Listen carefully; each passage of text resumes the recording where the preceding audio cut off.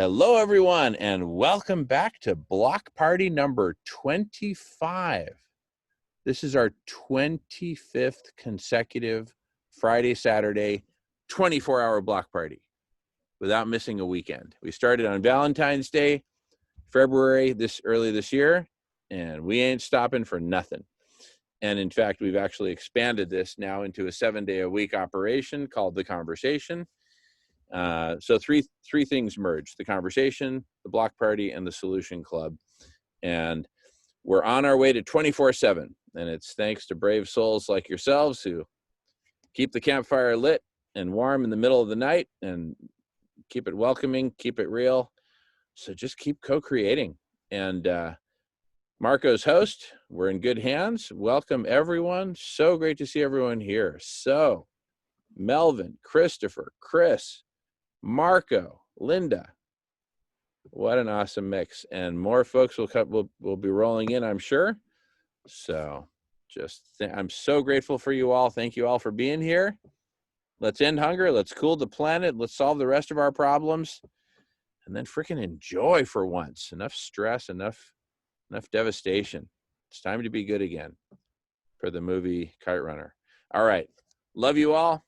Have a great night. And I'll just kind of do the recording refresh again in a couple hours or something like that. But other than that, I am offline and dedicated to my queen. Love you all. Take care. Thanks so much. Peace out.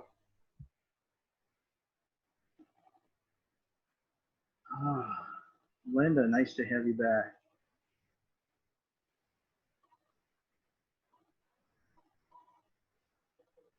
So, are you still there? Thanks, Marco. I'm not sure how long I'm going to be here. It's been a really unusual day today. Good, unusual, I hope.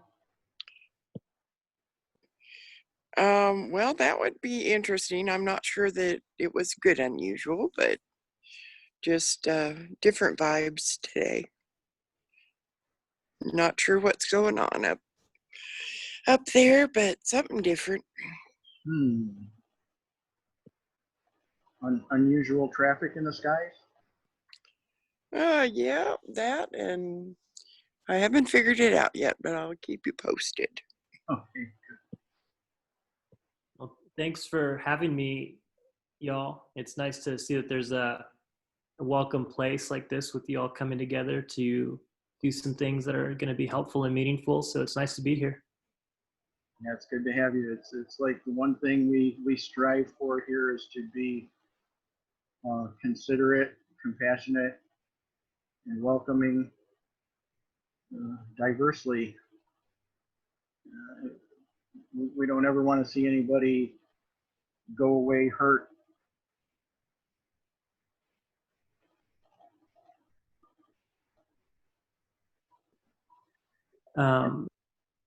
Let's see, Chris, where are you at? Oh, were you at the Convergence?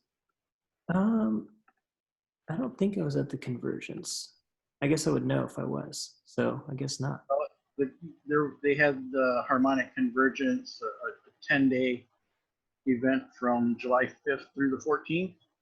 Ah. It was broadcast through the Unity Facebook page. It's through Unity. Okay, cool. So that must be where the connection is. So I have done some training with the Four Worlds Institute and their Indigenous-led group, and they did some stuff with Unity.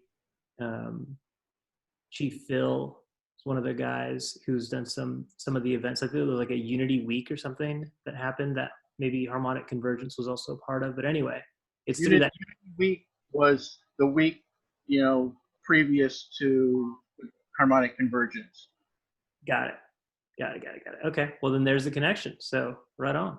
And what we became, this channel became Peter, who's in here often, is partners with Jamie, does a lot of work with Unity. He's a real, Peter does a lot of, can't think of the right word right now, communicating between different agencies. He's a facilitator. And somebody from Unity asked him, or from Harmonic Convergence said, hey, we've got this day-long, 7 to 8 hours of programming and different hosts and everything. The goal of the Harmonic Convergence was to do daily meditations, asking for alien contact, and doing a really mass one on the night of the 13th, morning of the 14th, to see, welcome as many as possible.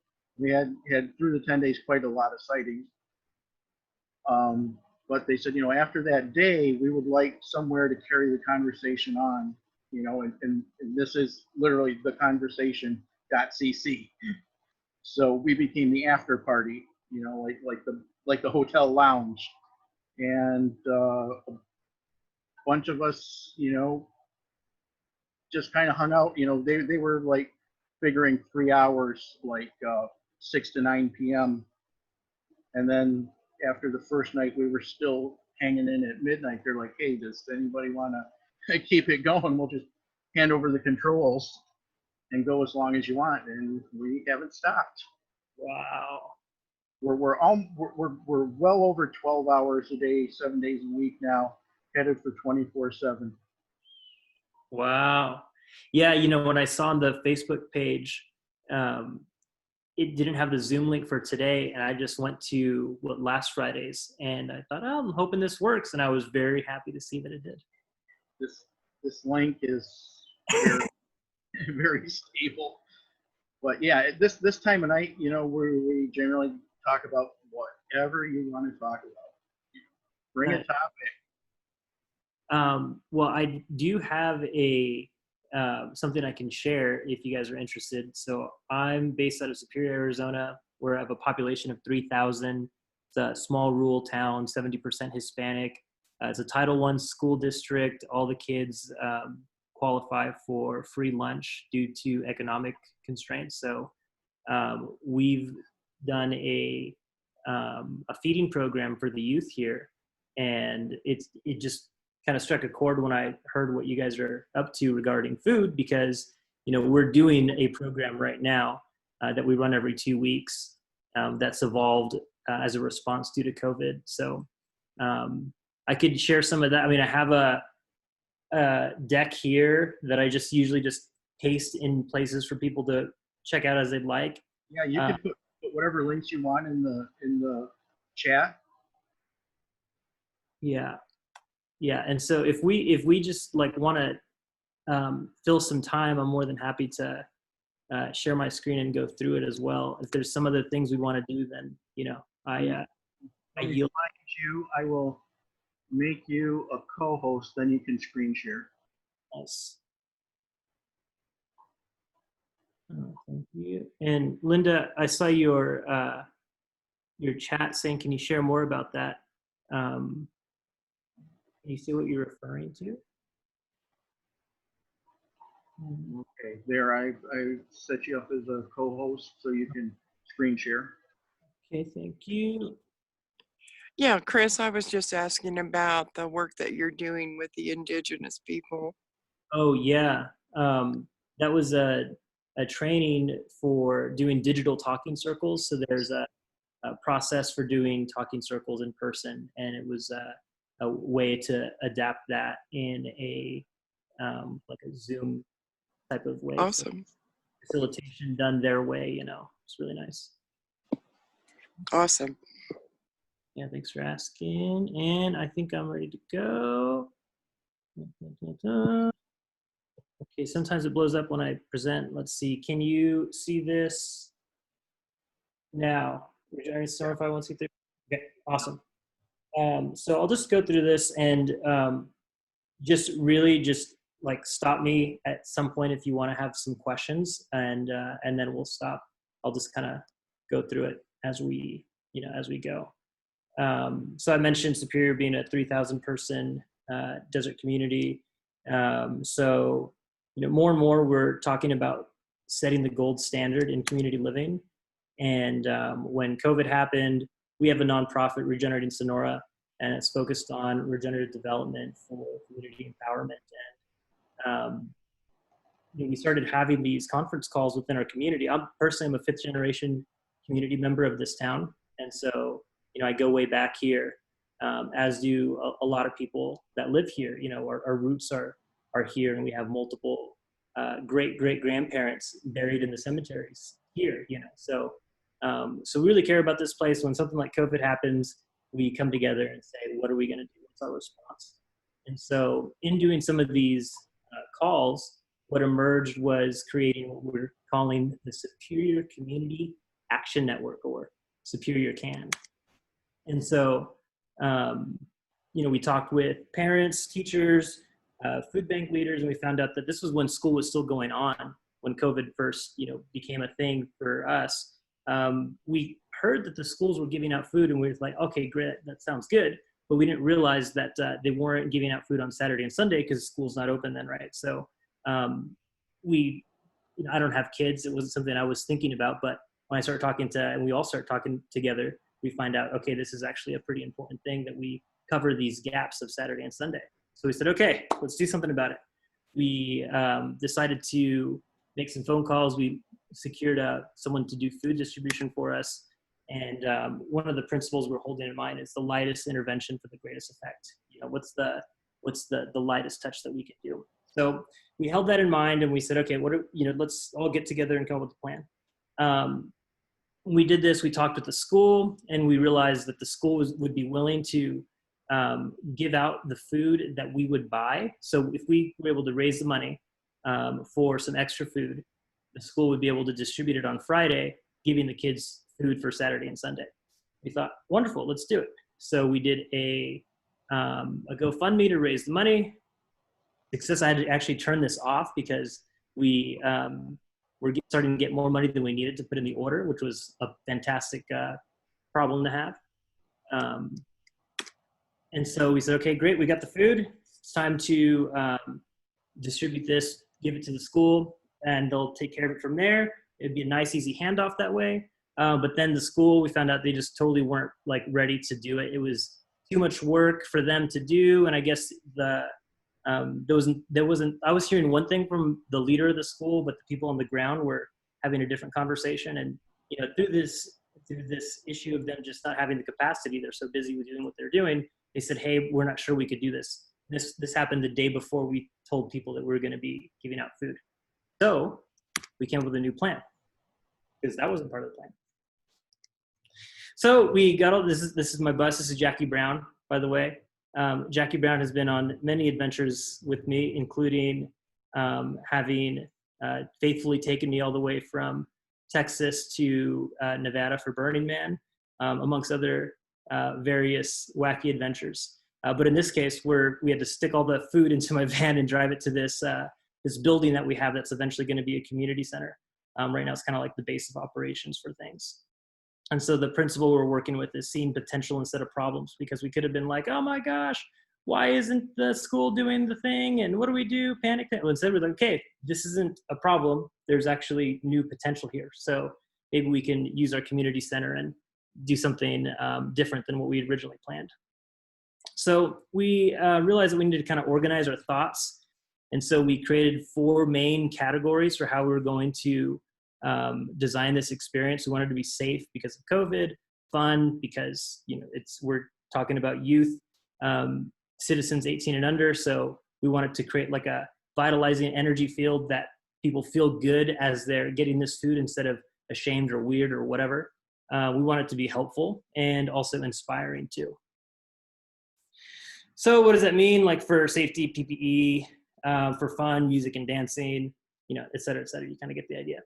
And so we had to pivot our plan. We started looking at the different types of sources of capital that we needed to pull this off.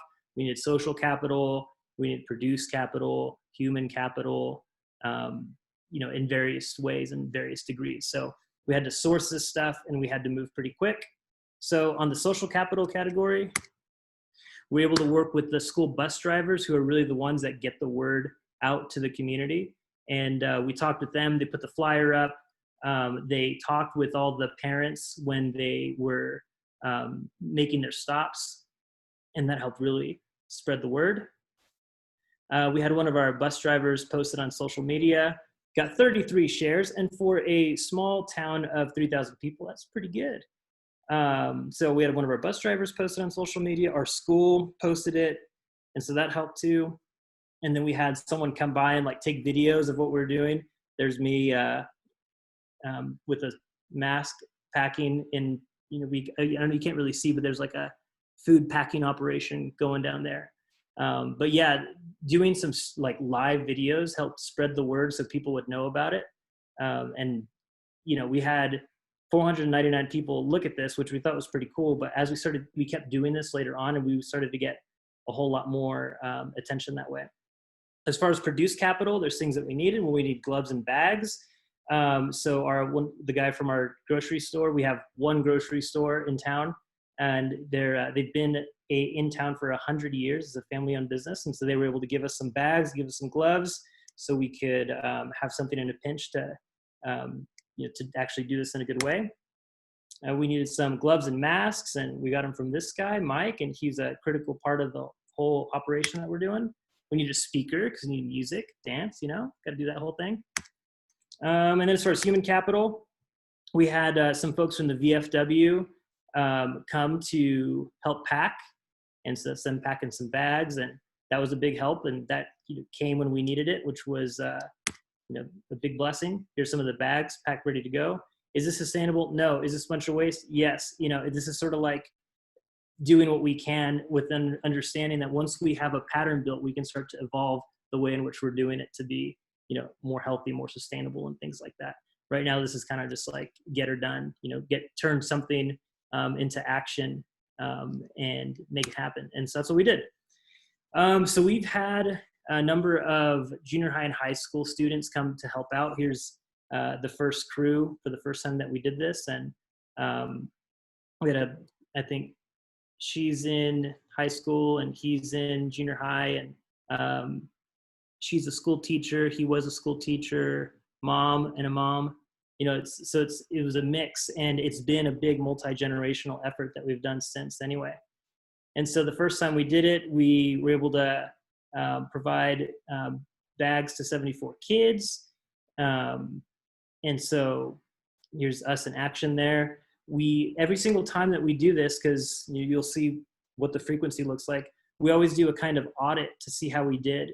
This is part of us doing rounds here. So we're sitting in a circle where each person gets to speak without being interrupted. In fact, it's similar to that talking circle style that I had alluded to earlier. We do that in our reviews, and we get everyone's feedback. Everyone's voice is equal, and they're all heard without being interrupted.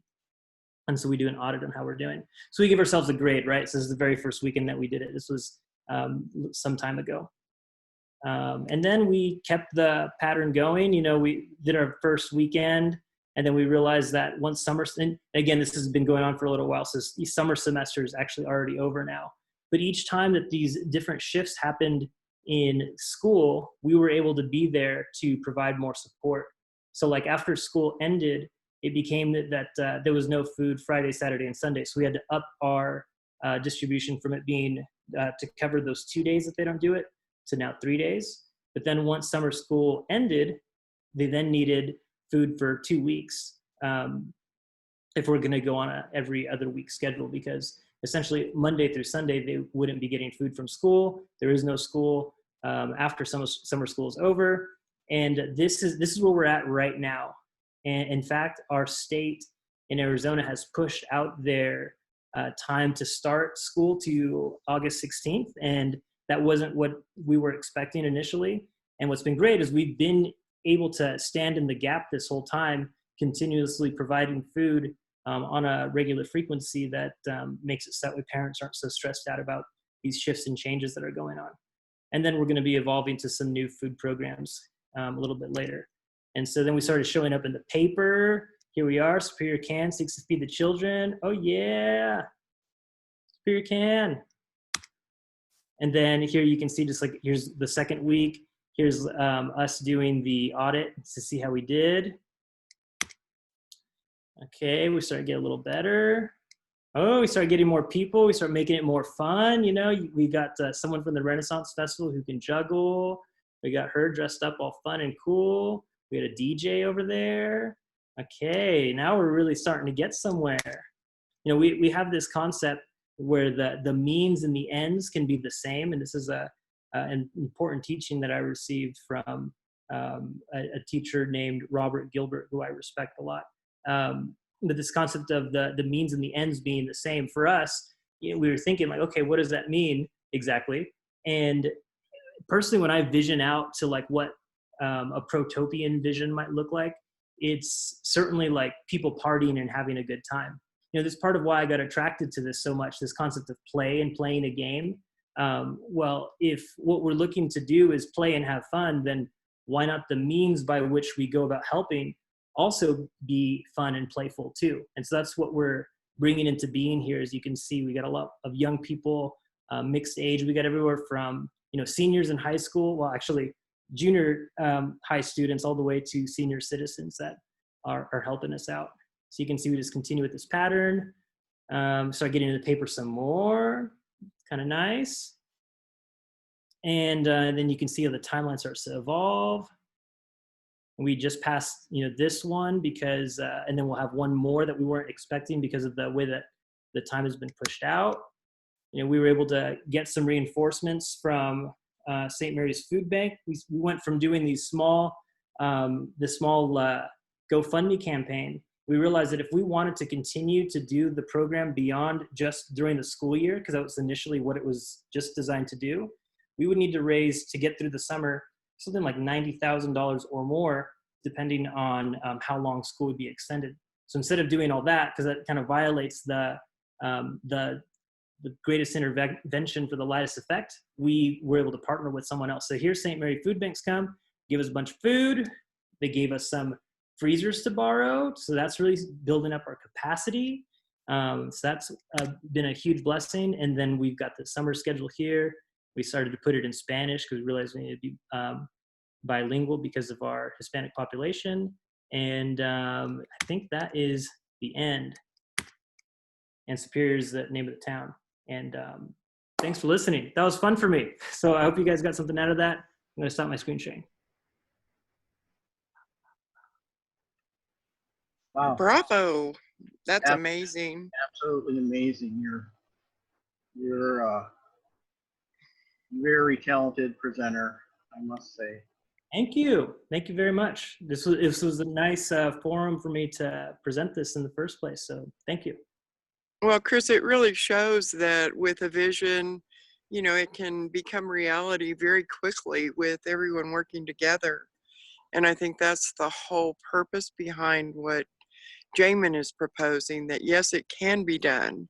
And so, I think you're living proof that yes, it can. So thank you for sharing that. Yeah, absolutely. And thanks for saying that. Absolutely, it can be done. And you can see sort of implicit in this presentation that the only way this was possible is because everybody came together and put in their part, Yeah, I really liked your little wheel there with the fun. And, I may borrow that at some point.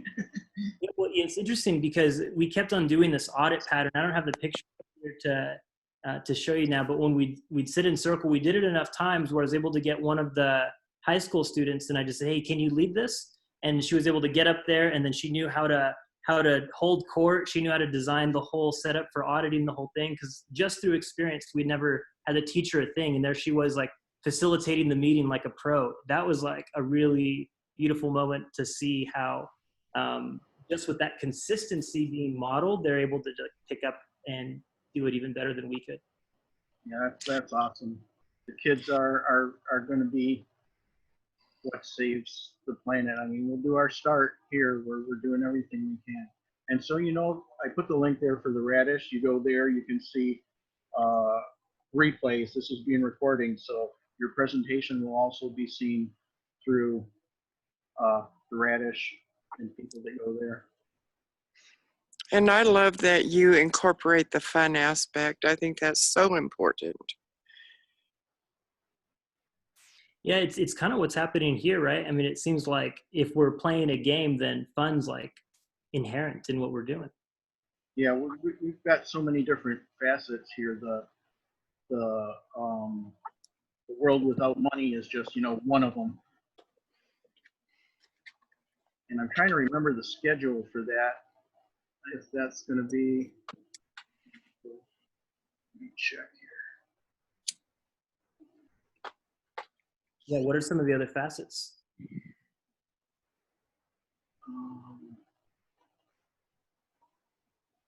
Where's the schedule? Here.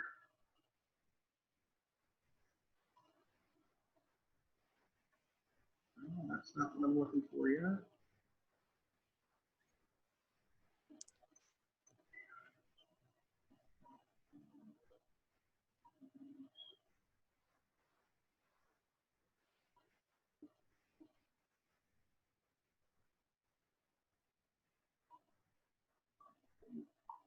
Here.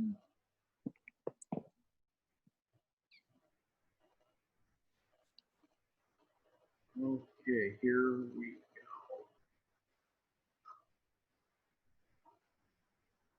This is how we started today, 7 to 9 a.m. And that's PDT, West Coast time. The food healers, we were here for,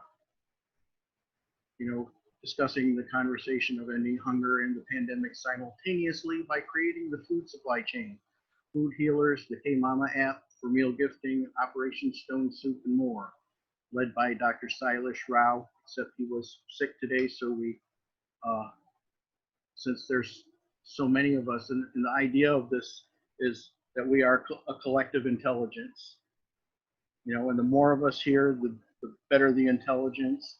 And whenever, one person can't make it, the brain still thinks.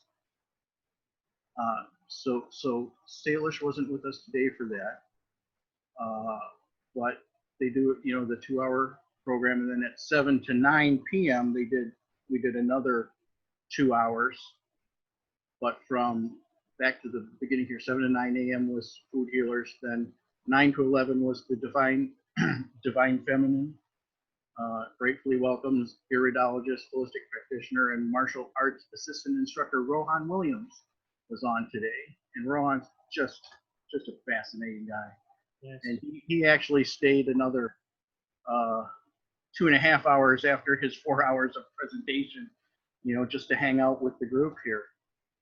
And then from 11 to 1 was the World Beyond Money alternate reality game co-creation. That was 11 to 1 today. And then from 1 to 3, we worked on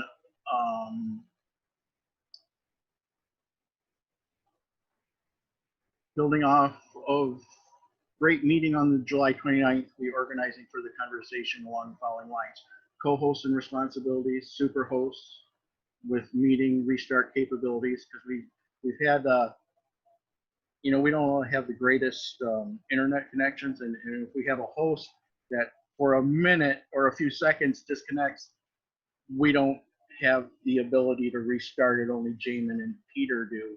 So we're working on that, working that bugs out on that, so that won't ever happen again, that you come here and you find nothing.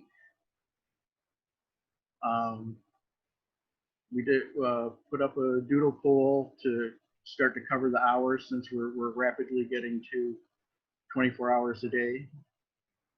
And from 3 to 5 was the New Story for Humanity with Michael Gaio. And Michael Gaio was just awesome. I was in a breakout room with him last week, and it was amazing. Guy's a genius. And from 5 to 7 was Vegans of Color with Jackie and Melvin, and as it would suggest, but everyone's invited. There was a conversation in the last couple of weeks where the guest speakers were saying they come up against this thing where somehow people have the idea that veganism is a rich white woman's privilege, that people of color aren't entitled to a healthy vegan lifestyle, which is totally insane. But there's all those stupid attitudes out there. And then from 7 to 9, we did the food healers again. 9 to 7 Yeah, I guess that brings us to around here. We just kind of hung over and hanging out, and so grateful you came. Enjoyed your presentation so much. You know, if you have the time and you're interested, go to the radish.org and fill out an application. You know, put your information in there. You know, we're still have hours to fill. Need of hosts and co-hosts, and if you have a particular, you know, thing that's yours, you know, you can do a section all your thing. Yeah, right on. I would really enjoy doing that actually. So thank you. And also on the radish.org, he's got 1 through 16 of the previous block parties recorded to go through. But you can go to YouTube and put radish.org, and there's the radish.org YouTube channel where you'll be able to see, like, you know, as soon as Jamin gets today's up, they'll be on the YouTube channel too. So there's going to be a bigger audience than you suspected when you gave your presentation tonight. Sounds. This is a nice looking website. And so, how have you been involved yourself? I showed up for the harmonic convergence, and I was one of those people that just didn't want to stop at this 9 o'clock point. And they said, well, you know, we're getting kind of tired here. Does anybody want to kind of watch the room, take hosting for, you know, till these people are ready to go home? And it's been every day since. And we never went home. Yeah, you found yourself another one, I guess. Yeah, Linda's been there, Chris has been there, and Christopher has been there too. Chris and Christopher are Christopher are twins. Oh, cool. Not really. It's just he's on 2 devices because he has to move back and forth. Christopher, you look awesome, man. You got this blue glow going on. Yeah, you're looking good. Yes, amazing dreads. He's got They're- a straight beard. Yeah. I'm trying to say, wait, oh yeah, just hit yourself with a blue light to just, oh my God, dude, no way. Yeah. Nice. Yo. I always feel like you can tell a person of commitment by how long their dreads are. Well, we've got ourselves a committed fellow here. Yeah, that looks good. Samson in the house.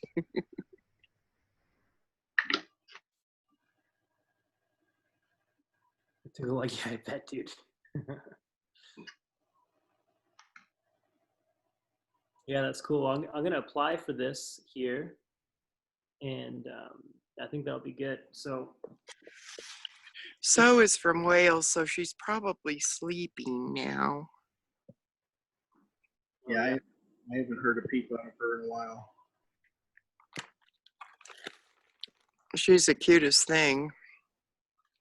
I know one night it was, I don't remember if you were there or not, Linda. I'm thinking not, or maybe you were sleeping too. But So and I were just going on YouTube and trading music videos that we liked. She's hysterical. It was really funny because I was screen sharing to show them, and every once in a while she would say, "Ooh," she'd send me a link to one, and I put it up, and I'm like, it would say not available in your country, so she would have to play them herself. I found that out before. There are certain, and I think it has to do with copyrights maybe, where things are, music videos aren't available in certain countries.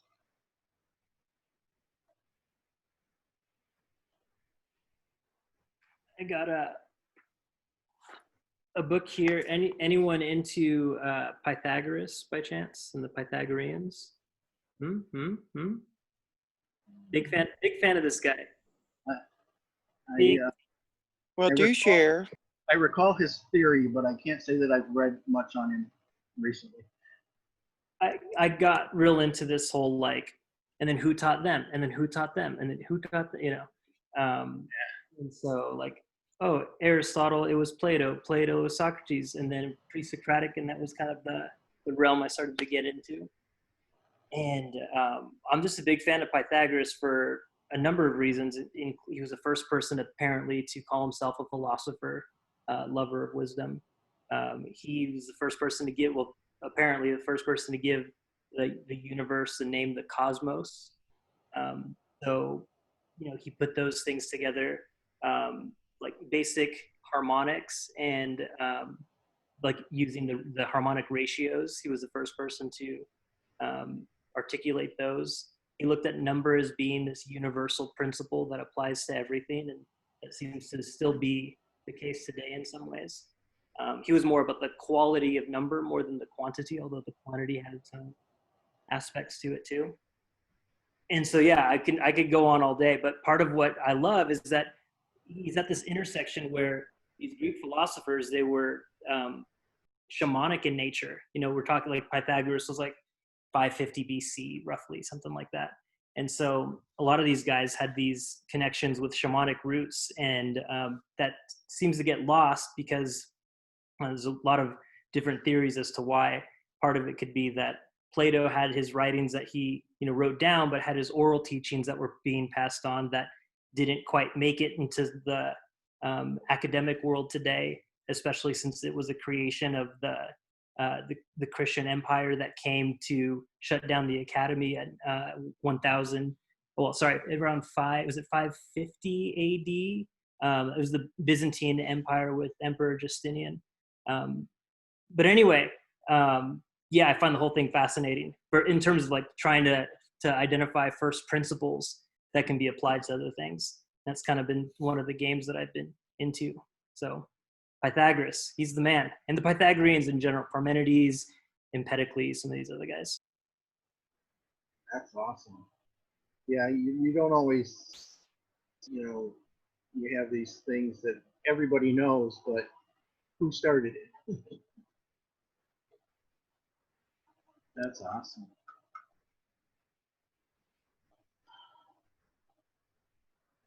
Now, that's what I'm trying to say.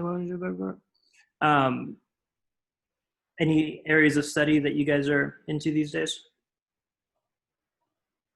My current, although my current circumstances are interrupting right now, but currently my love of learning is about biogas generation and biogas creation. Learning a lot. I mean, literally any organic matter can be run through a biodigester. Now, everybody's pretty much familiar with, cow manure, and that was their big thing. Turn these dairy farms and use the cow manure and run it through a digester and produce electricity. Wow. Finding out as all these smaller groups and individuals are practicing and doing their thing in their homes and groups, like permaculture groups and whatever, that the higher caloric value of a substance you put in the digester, the more gas you'll get. Cow manure gives you the lowest amount of gas possible, but the cow manure has the bacteria to start the digestion.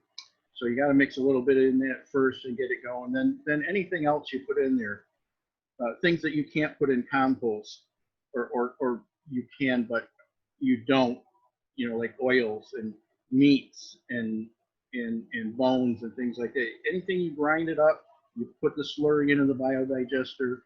The more calories it has as a food, the more the more BTUs it'll put out in gas. So all your kitchen scraps will then go. Your dishwater is good to mix with it for the slurry. So all your gray waters are good to go through the biodigester. They'll get anything out of it. You get two things out of your biodigester. You get gas, and you get this nutrient-rich fertilizer. As you put food in, then the outtake is nutritious fertilizer that you can use to grow more food, better food. And generally, like for a person in, that has a personal system for their home, you will be making more fertilizer than you're able to use. So you can use it to barter, like especially in third world countries. Hey, here's the farmer that I've been getting scraps from, after the market deliveries, and I've used them in my biodigester. Now I'm going to give him some fertilizer to make his, production better, richer, more nutritious. And, I'll just give it to him, and then he's going to see the results. He'll be so grateful. He'll just give me a little extra produce that I need instead of just scraps, and it's just so amazing what you can do. Yeah, so why haven't I heard of this biodigester before, this concept? Oh, literally not at all? Yeah. No? Is it a pretty common thing? I'm going to check it out right now. I'm going to try and find, let me find this link I have here. Maybe I'll screen share a little bit of this one video. In Africa, they're turning out some fantastic new biodigester technology. Like, what are the downsides, or what are the upfront cost investment, blah, blah, blah? You can make one, well, I'm sure where you are, you know what an IBC is? International Bulk Container. Oh, yeah. They've got the metal grating around the plastic tub, pallet size. Few dollars worth of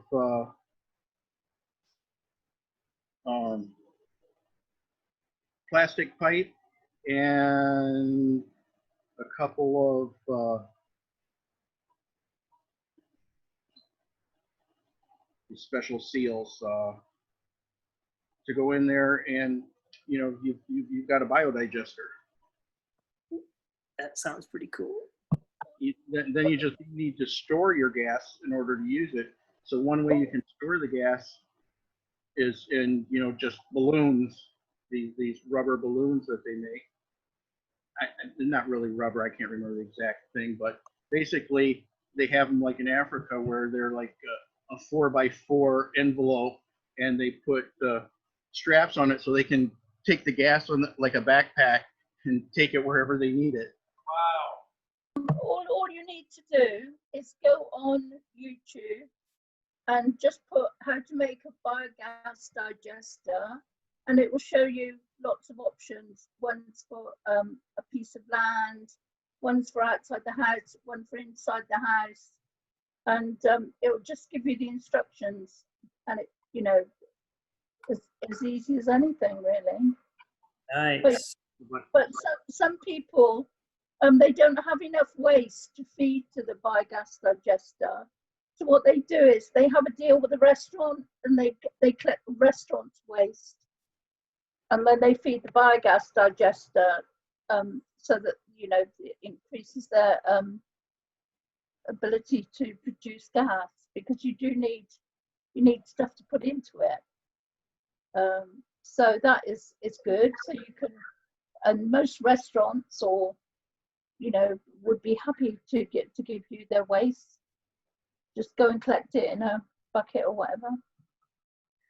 Yeah, and it sounds like it can take so many different types of waste that you wouldn't have to ask them to fuss with sorting it out or anything, And human waste, human manure, it works too.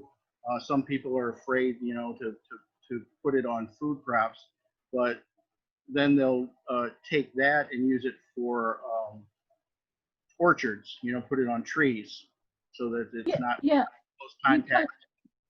But there's quite a lot on YouTube about human manure, and what you've got to do in order to get rid of the pathogens that are a problem. And mostly, I think they say it's like within a year, it's ready to use on crops and things. So it's just about how you go about it. But YouTube is like my university. It's got everything. if I want to learn about budgies, if I want to learn about growing wheatgrass, anything, I can get it on YouTube. And it's amazing all those people have done that free education. You know, like some of them have gained some small benefit from putting their knowledge out there, but other people, initially they didn't know whether they were going to make any money from it, so they did it as a part of the gift economy, really, gift economy of true education, unlike all this rubbish you get in the colleges half the time. And yeah, so pretty much anything is on there, anything you want to make. I mean, there was one guy, I tried to look for it recently. He showed how to build a tiny house out of pallets, and it was such a good tiny house out of pallets. He showed you everything, the kitchen, the toilet thing, the whole thing, and how he got this land and how cheap it was, and then every detail under the sun he put in there. So you had basically instructions for life, really. Yeah, I found the video that I was looking for, and I can screen share from how they're developing things in Africa right now. If everybody wants. And the compost toilets are very interesting. I mean, it's just outrageous that we're not composting. All this stuff is going down into sewers. It's like we're just a trash race of people, you know. We've had this knowledge since forever. Yeah, like the principle that any output that doesn't become an input is pollution. There's no such thing as a way, you know, as people say. There's no such thing as a way. And I recently listened to a guy. He was very interesting, Tony. He came on here actually, and he was talking about entropy. Now, I didn't quite get it, but it was something to do with our waste has to go somewhere, and it has to. He's come up with an integrated system of living sustainably with quite a low footprint. There is no zero footprint. There is that's never possible. We are heat engines as people, you know. So all civilization is to some extent a heat engine, you know. Even if you're primitive and sitting around the fire, you're collecting trees for that fire. You're doing something. But he's come up with a system that's pretty good, really. I'll put his link. Can anybody see my screen? Yep. And yeah, that sounds good. I'd love to see that link. That's cool. I'll start to play a little bit of this and then maybe jump through to a. Welcome to MTV Wild Talk with me, Smriti Vidyarthi. Nice there. From a farm, but this is no ordinary farm. In fact, it's a biogas farm, and this is why we're here. Today, there is a huge need for energy to provide heat, for example, so one can have hot water for bathing. Is the volume okay? I can hear it. It's a little low for me. But access to such energy is not easily accessible for many, who, as a result, have turned to charcoal burning or illegal logging for firewood. This is having catastrophic effects on the environment. Deforestation means trees are being felled, which results in climate change and in animals losing their natural habitat. Huge acres of land across the country are being threatened due to this need and demand for energy. And that's where Dominic Wanjihia comes into the picture. In a bid to reduce logging and pollution, he started to make an alternative type of energy known as biogas. It is a renewable, non-polluting, environmentally friendly, more affordable gas, which also reduces the greenhouse effect. And he explained that it's just a simple technology for rural energy. So at this biogas farm, these guys behind me, these cows, are actually the stars of the show, and you'll find out why in just a moment. But also amongst the cows, that is Dominic Wanjihia, and we're going to find out a lot more about biogas through him. Hi, Dominic. Hi. How are you doing? I'm very well. Good. So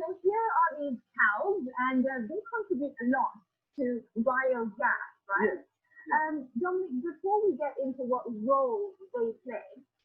Why did you come up with the creation of biogas in the first place? I was given a challenge to come up with a solution for the fact that we're cutting down the trees in the dispersal area behind Nairobi National Park. And then being attached to this, it didn't make sense to propose. They've got a lot of carbon. It didn't make sense to propose a construct system. So I proposed a flexible system. I was working with flexible materials, making water tanks and all. I said, oh, why not? I'm sure it can work for biogas plant. And yeah, Flexi Biogas was born. Wow, all right. So there's so much then about Flexi Biogas. But what was the main challenge that this community faced? They had all those done. They were collecting firewood. The women will be always in line with wildlife conflicts, buffaloes, lions in the forest, and what have you, because that's the only forest that's actually more or less inside the park. All the other trees are already been felled. So there is always that danger that the women were addressing, and also because because of the charcoal production, the trees are getting the big trees that drop firewood are no longer there. So the trees they have to walk further and further away from home to collect usable volumes of firewood. So Dominic, you mentioned the word dung, and actually here on this farm, I do notice that there's a lot of dung around us. How does cow dung benefit human beings through biogas? How does it work? Well, cow dung is actually, I should say, blessed with the correct cocktail of microorganisms that when you put the dung in an anaerobic environment, an oxygen-free environment, it will continue fermenting and release methane. Right. Now, methane is a flammable gas in biogas that we desire, that we want for our heat energy purposes. So cow dung is a very good catalyst to start in biogas production. Really? Well, who would have thought that first of all, dung comes in handy, and also cow dung of all animals. So you have the system going. Can you go check it out? Where is the dung that's used to create biogas? We've got all the domestic systems down at the other end of the farm. Okay. They're close to them. All right, let's go do it. So Dominic, what are we looking at over here? It looks like mini greenhouses. Is that what it is? Well, they are, essentially. Inside the greenhouse is actually the biogas digester. It's a very, very simple longitudinal envelope or tube that you feed from one end, and the substrate flows across and exits the other end. So it's basically simulating the mammalian digestive system. So what's happening in our bellies when we eat breakfast and then lunch and then dinner? The same kind of system is taking place. Precisely. We process our food in batches. Okay. So this is allowing the system to operate in batches, as opposed to operating like the larger systems, the conventional systems that operate as a very big tank where you mix all your different meals together. Okay, all right. And right in front of us is what looks like a big bucket of cow food. Yeah. Is that what it is? It is a bucket of cow food. So the average well-kept cow will give you one bucket of cow like that, possibly even more. 1 pound that you just munch One in a cow day? easily. Wow, Yeah. that is a lot of food. Cows eat a lot. Cows eat a lot. I mean, cows are actually quite difficult animals to take care of. All right. Yeah. Okay, and then what's this? Because it looks doesn't look very pleasant. It looks like dirty water. It is dirty water. It's used water. It's recycled water. So it's grey water from the house, from the sink, from the shower, from the laundry. All of these waters can be recycled. So you don't have to use clean water to create biogas. No, it's a waste of clean water. It's much.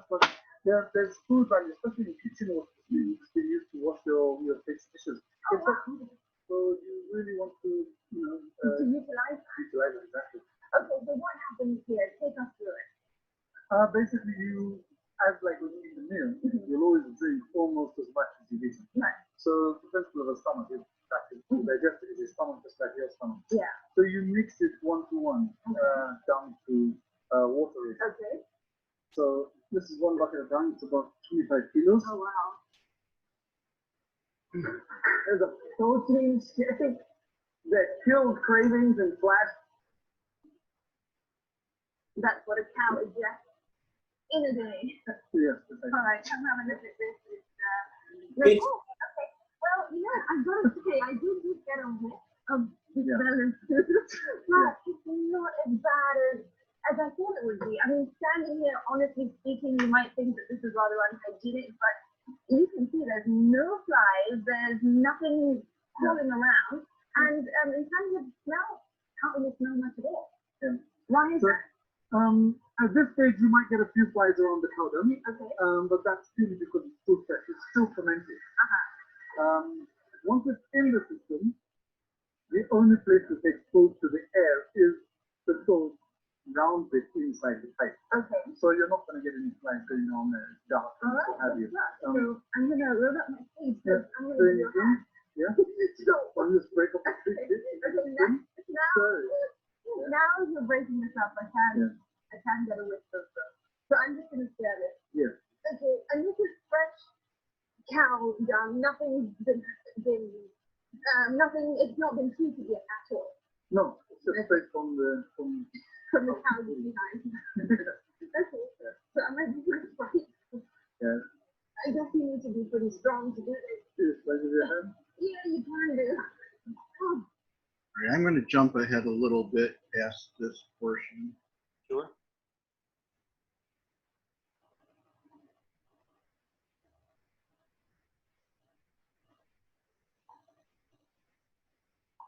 concrete system that's over here. What is this? It's actually not necessary. We were just experimenting. This is like a research laboratory where we do a lot of testing on everything. Okay. So if you are particular about not wanting to mix like this, then you can put it in here and mix it and then just pull the cork and it drains down. But because we're dealing with such small volumes, one bucket of cow dung will literally cook you there. It's very quite easy. Really? Yeah, it's all you need, all your domestic cooking. So there's no real point in going into an extra expense of a big concrete mixer. Right. So it's just one bucket down, one bucket of water. Yeah. And then you just pour it straight down the funnel. Okay, so is this now ready for pouring? It looks rather smooth and silky. Yes. Okay. Yes. So let me use this bucket. It's already poopy.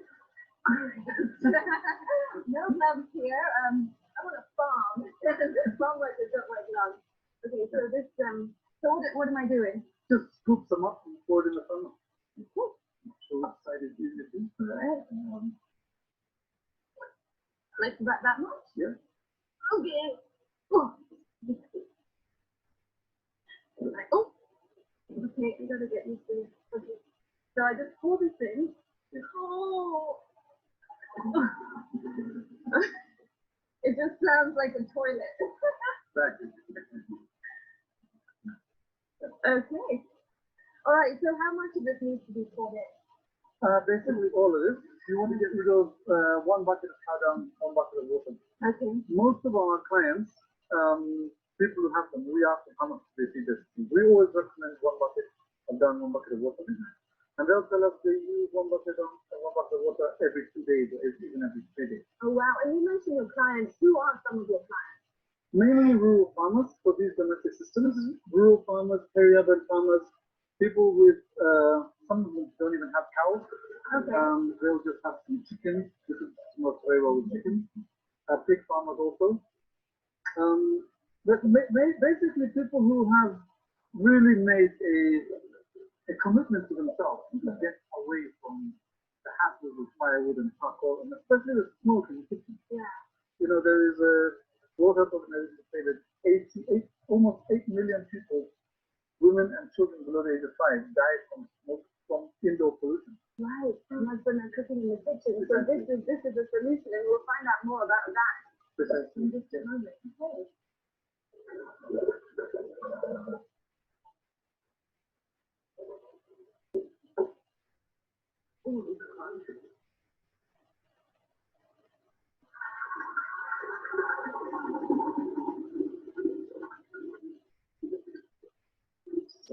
Okay, super. So now what? Take us through this process. So what's happening now is this pipe is connected to the front end of the tube. All right, let's have a look. the pipe is connected underneath the tube, so you can't really see the pipe connection. So the system is basically a big tubular envelope, yeah, Yes. that sits above the ground. So there's no digging.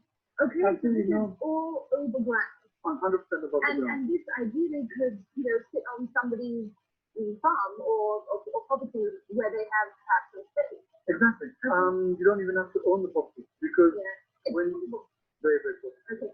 So Dominic, what is this filled with entirely? Is it just cow dung? The cow dung that's gone through? In these particular domestic models, yes, we fill it purely with cow dung. Okay. So when we start the system, we load it with about 2 drums, about 400 kilos of cow dung and 400 kilos of water. It only holds about 800 liters in it. Okay, so let's cover this. And as we walk, I want to understand what is happening in here exactly. You mentioned that it's the same thing as what happens in one human's digestive system. Precisely. It is an absolute, it's just a digester, just like your stomach is a digester. Yeah. And what it's doing is, for instance, when we want to increase fermentation of anything, we want to make yogurt, we heat it up.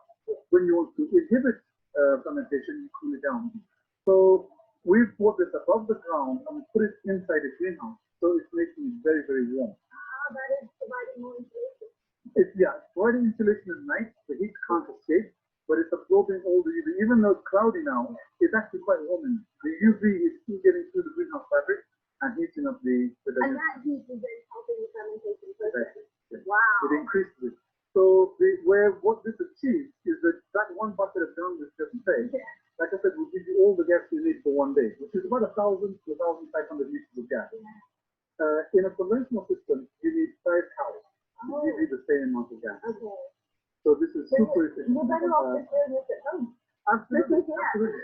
And definitely there's so many benefits. We'll talk a little bit more about that, but what am I seeing here? So what happened is the food is gone in there, and what we said is just push a bit across, push a bit more across. So yesterday's food is moved one step, the day before you moved one step. So there's about 20 days of food in here. What's called the retention time is about 20 days. So by the time it gets to here, it has fully finished fermenting. It's no longer producing anymore. The gas is all being captured inside the system. Okay, and that also is perhaps why it's a little bit bigger and the container. Well, it's 12. When the gas, yes, as the gas is released, the system just balloons. It Right. actually, expands. As it expands, when it gets warm, the gas will expand also. It will then push the slurry out, the exhaust slurry out of this end. Okay. Now, like a digestive system, the food is fully broken down into its microelements. There's no intestine on here to remove those microelements, which means that inside this liquid is dissolved minerals.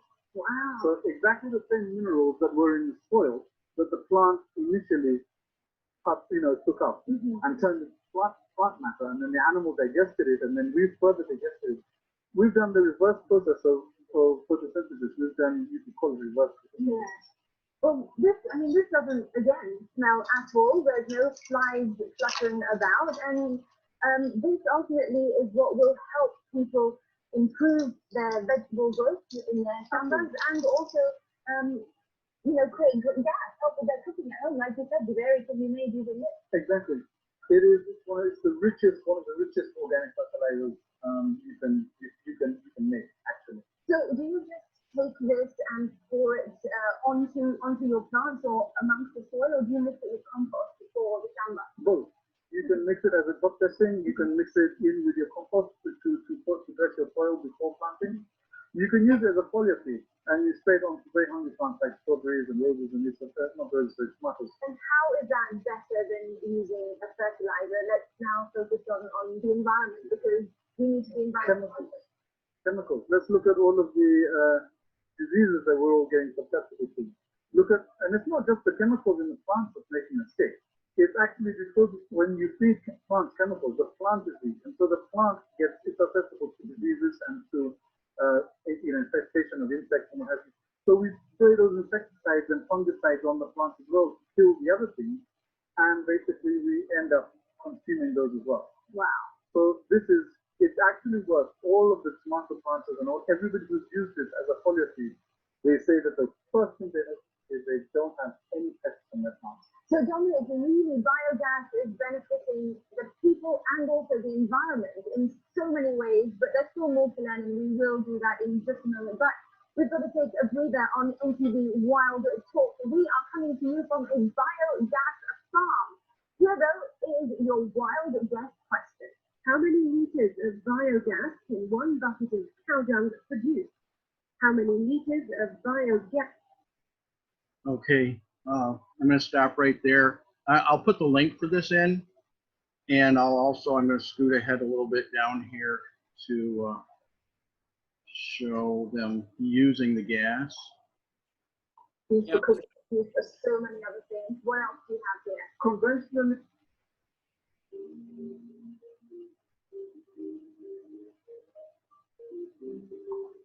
It has only been used for cooking. So what we, with our systems, because they're so efficient and you have such a large volume of gas, you can use it for so many more applications. Okay, and what are you going to show us here? This is one application I'm sure nobody likes to give up. Oh, a shower, that's what's in here. Okay. Yes. So we have to boost the pressure of the gas using an electric pump. So the electric pump is actually running on a solar system. So there's no still off-grid, 100% off-grid. The entire building is off-grid. And then when you turn on the water,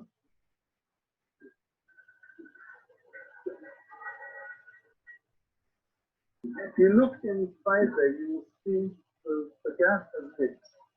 So there's actually a flame in there. Yes. Yes, there is. Wow. And if you feel this, you'll feel the water getting warm. Oh yes, this is a great, Now you can wash a your great hands. opportunity for me to wash my smelly cow dung. Wow, this feels so nice and warm. Yeah. Oh, So it's warm water on demand. So you're not heating up water and letting it cool down in a tank. There's Yeah. no way, absolutely no waste of energy.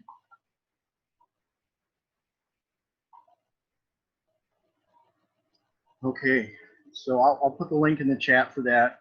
You can watch the whole thing, and then I'll see if I can add some links to other, to a couple others that are good. Well, I find that YouTube, you can learn a lot of things very easily, but there's also a lot of people that don't know what they're doing that are free to put videos on that are misleading. So you got to be careful of that. But yeah, this Flexi system that this guy has is amazing. You know, it's so much more efficient than like the IBC ones, but you know, you got to use what you have, right? And part of the reason that these work so well in Africa is because of the heat. So I'm thinking out west where you are, that would be a good place to duplicate these systems.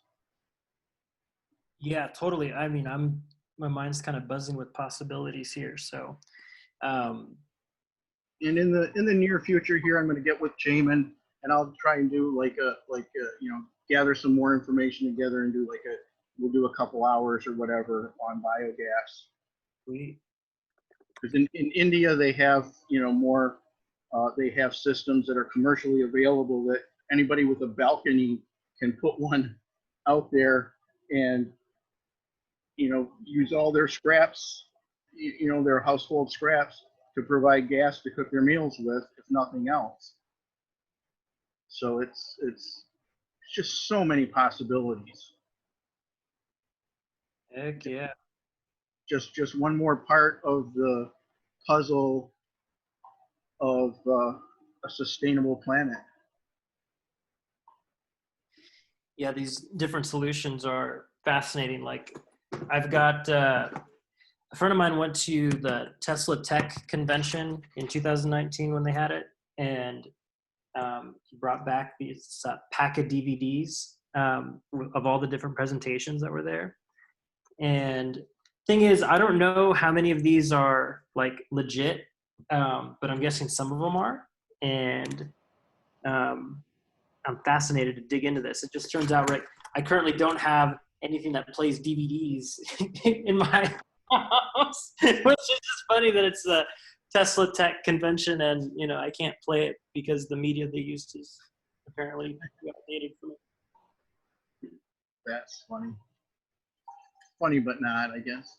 Yeah, there's a bunch of solutions out there, you know, and it's nice to see them like actually in the world working, like with the example that you shared with us. And here's the thing, not only do, you know, are they heating hot water, they're, you can run generators, electric generators off of it to produce electricity when you need it. Wow. Yeah, that's fascinating. So I recently got engaged, and so I'm super pumped about that. And Congratulations. thank you very much. And so now, yeah, thanks, brother. Now my mind is like shifting into these, you know, places that I normally wouldn't be thinking about. For example, we're talking about our wedding, and we went to a wedding of a buddy of mine, and he had these like these kind of fancy porta potties. It's like a porta potty trailer, you know, and it's like pretty nice, and it, you know, it's upscale, whatever. And then I was thinking, what if something like that was available as a like composting toilets, you know? So you know that like, you're going into this nice place for your mobile poop or whatever, but the soaps are all like sourced locally, or at least working with smaller manufacturers, and the things that you're using are biodegradable and or are put into some type of compostable system. Kind of an interesting idea to think about, because people would feel good, at least I would feel good about using something like that, knowing that like my shit's going to a good place, and so is the shit of all my guests, you know? Well, that's further on in this video. They show that the outhouses that they make that feed directly into those systems. So there's no, you know, all you need to do is add the bucket of water after you poop. You don't have to, you know, do any mixing or whatever. And I'm thinking, you know, like we have a Renaissance Festival here in Michigan, Michigan Renaissance Festival in Holly Grove. And the worst thing you can imagine is the porta potties after you have 10 to 20,000 people a day using them. So if they could have a system like this out there, then they could be producing, you know, gas for all the food vendors. There are composting toilets that actually turn the waste into ash, which can be used as a fertilizer. Those are they're expensive to begin with. They are. And then you need to use electricity to convert, you know, your poop to ash. So they're power hungry too. Whereas this is, you know, only creates energy to use. But I didn't know there was such a thing as a composting toilet with lasers. Do tell.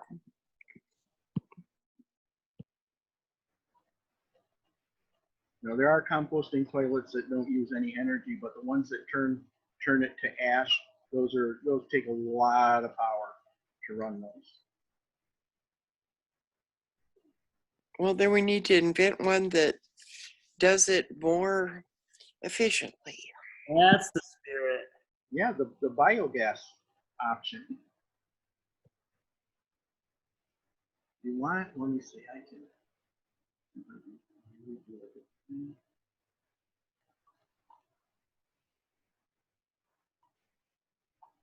Protect the environment. Schools systems, we can go up to 50. Big. Technology. That has 7 to 1,000. It is just so easy. Is our new thing. In times like these, I can't seem to find it right now, but at any rate, you know, now this in Africa, this guy he scales these things up for schools and orphanages, and where You know, now the school, instead of paying for gas, they use the gas for cooking, lighting, and running generators for electricity. So That's a lot of poop. yeah, That's great. but there's different versions all over the world. This is you know, everybody's developing solutions to fit their locations. But I really like this FlexiGas idea because it's so easy. There's no building, like in Africa, you know, they started out building these huge biodigesters out of concrete, and they're, you know, the single stage type thing where it's not as efficient as these flexible tubes.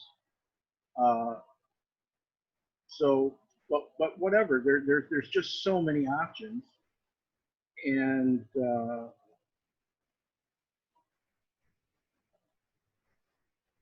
we just have to start using it. We can't keep looking to the government to solve our problems, because if we have no problems, we don't really need all the politicians to pretend they're solving them for us and earning the big bucks. You know, it's just crazy. So, I mean, you're you know, the presentation you gave, I mean, you didn't go looking for somebody else to solve your problem. You fixed it yourself. And that's just so remarkable. Hi, Ileana.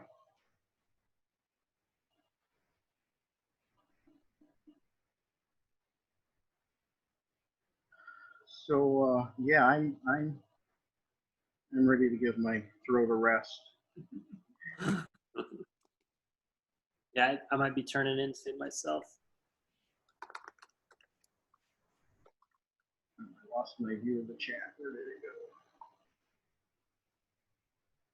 Sorry, I was muted earlier. Hi. How are you doing tonight? I'm good, thank you. How about you? We're doing good. Hey, Miss Angel, how's your daughter? I'm better. It was a rough day. I'm sure. Well, our hearts are with you and her. Thank you so much. I did think of you guys today, and I was so grateful for all the love and the support. So thank you. Well, we're always here for you. Thank you, love. It's nice to see you. Oh, nice to see you guys. Good night, y'all. Hi. Oh, have a good night. It was good talking with you tonight. Really loved your presentation. Yeah, thank you. Well, I'm definitely going to be back. So until then, Cool. Peace. Thanks for being here, Chris. appreciate it. Thanks for sharing. Thanks for listening. Cheers, y'all. So what was he sharing? What did I miss? He had an amazing program of what's the name of the town? Superior. Superior, Arizona, where they took care of feeding the school kids when it started out as a weekend and then grew to 7 days a week.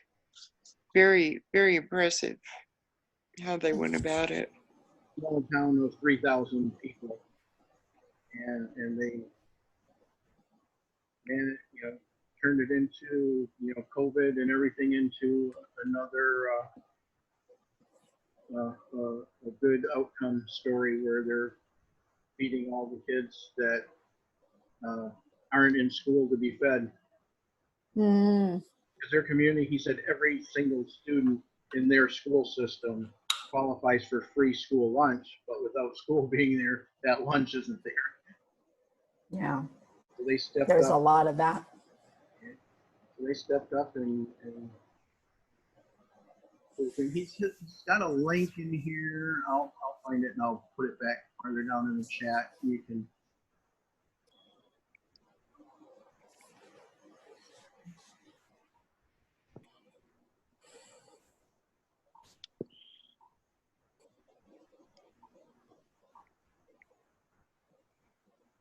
That doesn't look right.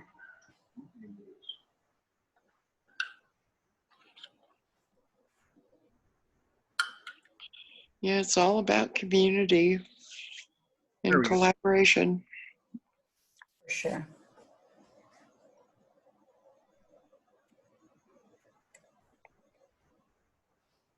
Oh, I see the link now. Let me check it out.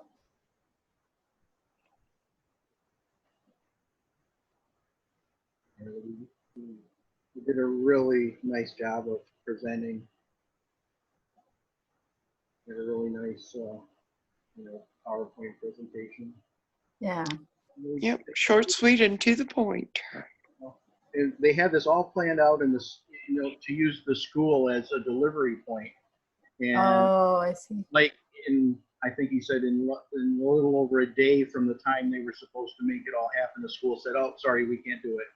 And Oh, they had to, they could have said, "Oh, well, I guess we're screwed," but instead they just turned it around and found a new spot and made it all work. oh, that's so cool. Yeah, I'm clicking through the slides. Yeah, Chris, that's right. Another, he came here randomly looking for the World Without Money game and he used an old link he had from previously, hoping it might work. And what came to us right as we were finishing, hours of our solution to hunger. Yeah. And Just another synchronicity. synchronicity. And he was like, he's like, "Oh, that's cool, what we're doing here and everything." And then he said, we did this kind of, sounds like I'm entering a space where, people would appreciate what we did, since you're talking about hunger. And I said, "Heck," I said, "you got a presentation, and I'll let you screen share, show us." And it was just beautiful. What Mark guy you're talking about, Chris? Oh yeah, Mark. He's Mark showed up during the after party of the harmonic conversions, just somebody who's interested, and he was cleaning out his computer. He was closing tabs that he's had open for weeks. And when he got to this one, we were here talking. He's like, "Whoa," he couldn't believe that we were still here. He thought I see. that was the end of it. So he's going to be sticking with us. He'll be back. This has just turned out to be amazing. Yeah, that's so cool. Let's see. I'm reading what you wrote, Christopher.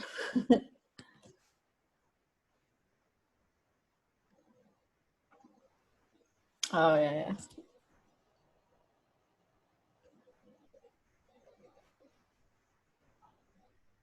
Him and his wife.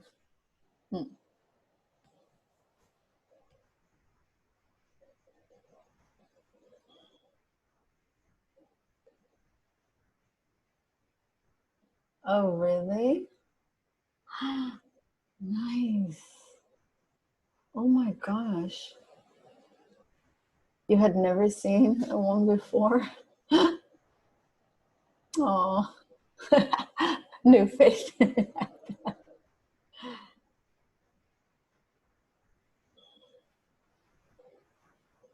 Oh, that's cool. I don't know if you guys have heard or have, Dr. Stephen Greer, the one that kind of really promoted, spearheaded the whole CE5. Oh, yeah. Yeah. Oh, yeah.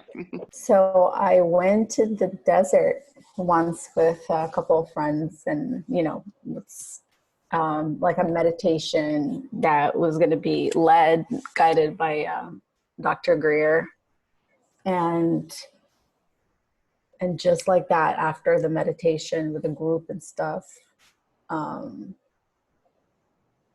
there was this really strong, like, powerful light that just kind of came like straight down, like from the sky, like like this to the ground, almost like a, you know, a lightning, you would say, but it was clearly not lightning. But it was just like super fast, like, and right behind him, you know, like, because we were, you know, kind of facing him, me and my friends, and you could see like this light show going on.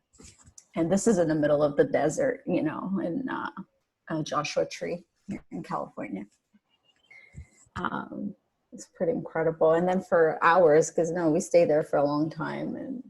And since they have the tools that kind of tell you where the satellites are and, you know, if there any like activity going on, so it kind of rules out, you know, everything. So we kind of saw like different kinds of lights, like 3 little lights here, you know, moving around like and about like in different ways. It was a pretty cool experience. I loved it.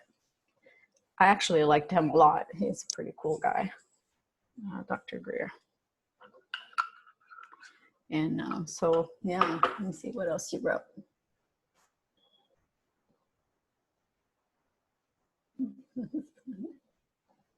Oh, really? Oh, so it was because of Dr. Greer that you got to the CE6 and the Mark Sims event?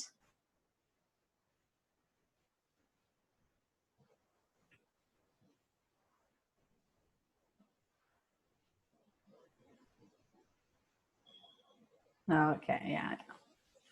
I guess that's the case for a lot of people. Yeah, he's really cool. I mean, they were supposed to have an event, like a big event. I forget the name of it. I think it's Contact in the Desert or something like that. But because of COVID and all of that, it got canceled. But they moved it to next year. I plan on going. You can buy the ticket in advance, you know, hoping that it's still really going to happen. And I would love to go. Oh, Costa. Oh, I see. Yeah, yeah. That's really cool. Yeah, I actually got a chance to connect with him through volunteering with Mark and stuff. I got a chance to not meet him personally, obviously, but meet him online and talk to him. Like, he seems to be like such a cool guy, really cool guy. Costa.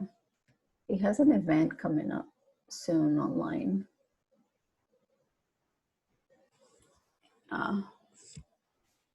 That's so neat.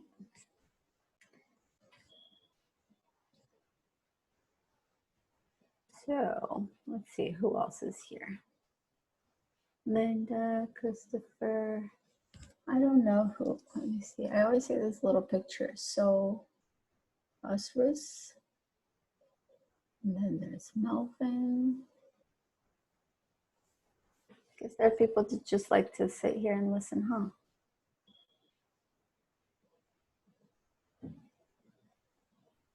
Oh, Stephen Greer event tomorrow, like free? Anybody can join, or is this something you have to pay to participate? Oh, it's free? Oh, send me the link. I like to do it. I'm not doing anything tomorrow. I'm down. Let's do this. Let's do a little group watch thing together. Yeah, no kidding. Right? Why not? Yeah, post the link there, Christopher. I'd love to join you. I'm sorry, my yogurt is staring at me, so I'm just gonna stop my camera so I can eat my yogurt.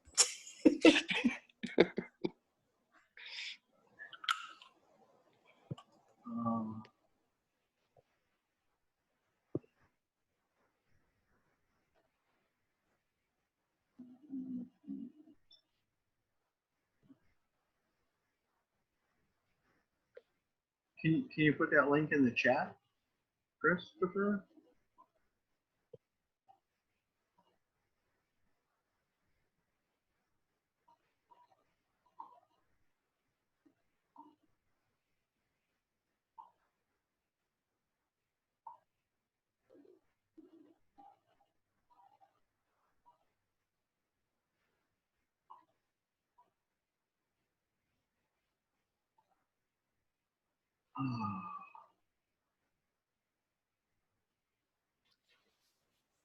Okay, I just have to finish that up real quick. I hope I don't have any yogurt in my face.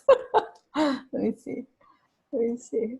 Crazy thing here is, I've met so many people through and since harmonic convergence by being here, but there's so many activities. You just can't possibly do everything. Yeah, but at least for me, I'm currently, between jobs, so I do have plenty of free time. So I've been attending so many things. I've taken so many classes, and this whole quarantine has been the biggest blessing. Despite obviously the horrible part of it, it has a lot of silver lining for me. Okay, let's see. Absolutely, that's. Yeah, so. We can't avoid the horrors of it. We can't do anything about how poorly our government is handling it. Yeah. We can take advantage of the silver lining. Yeah, make the best of it. I mean, through this event, I don't even know, honest to God, I try to remember, look back, how the hell did I even learn about this event? And I can't remember. It just happened to have an alarm, whatever, set to remind me of the meditation or the event starting that day at 11 a.m. I guess it was, right? Or 10 a.m. And I did, and it was just so profound. It really, for whatever reason, it was just the perfect timing, I guess. What is it, baby? Divine intervention. My cat is Oh, say hi to people. Don't be rude. This is one of them. Tweety. Oh, He is a handsome boy. he is. Don't step on the keyboard. So you guys, if you see any gibberish, you know it's him.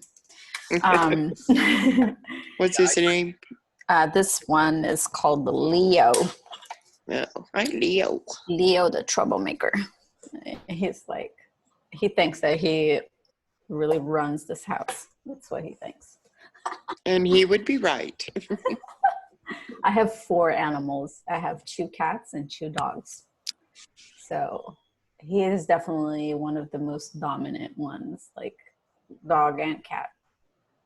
He is just his own, his own little universe.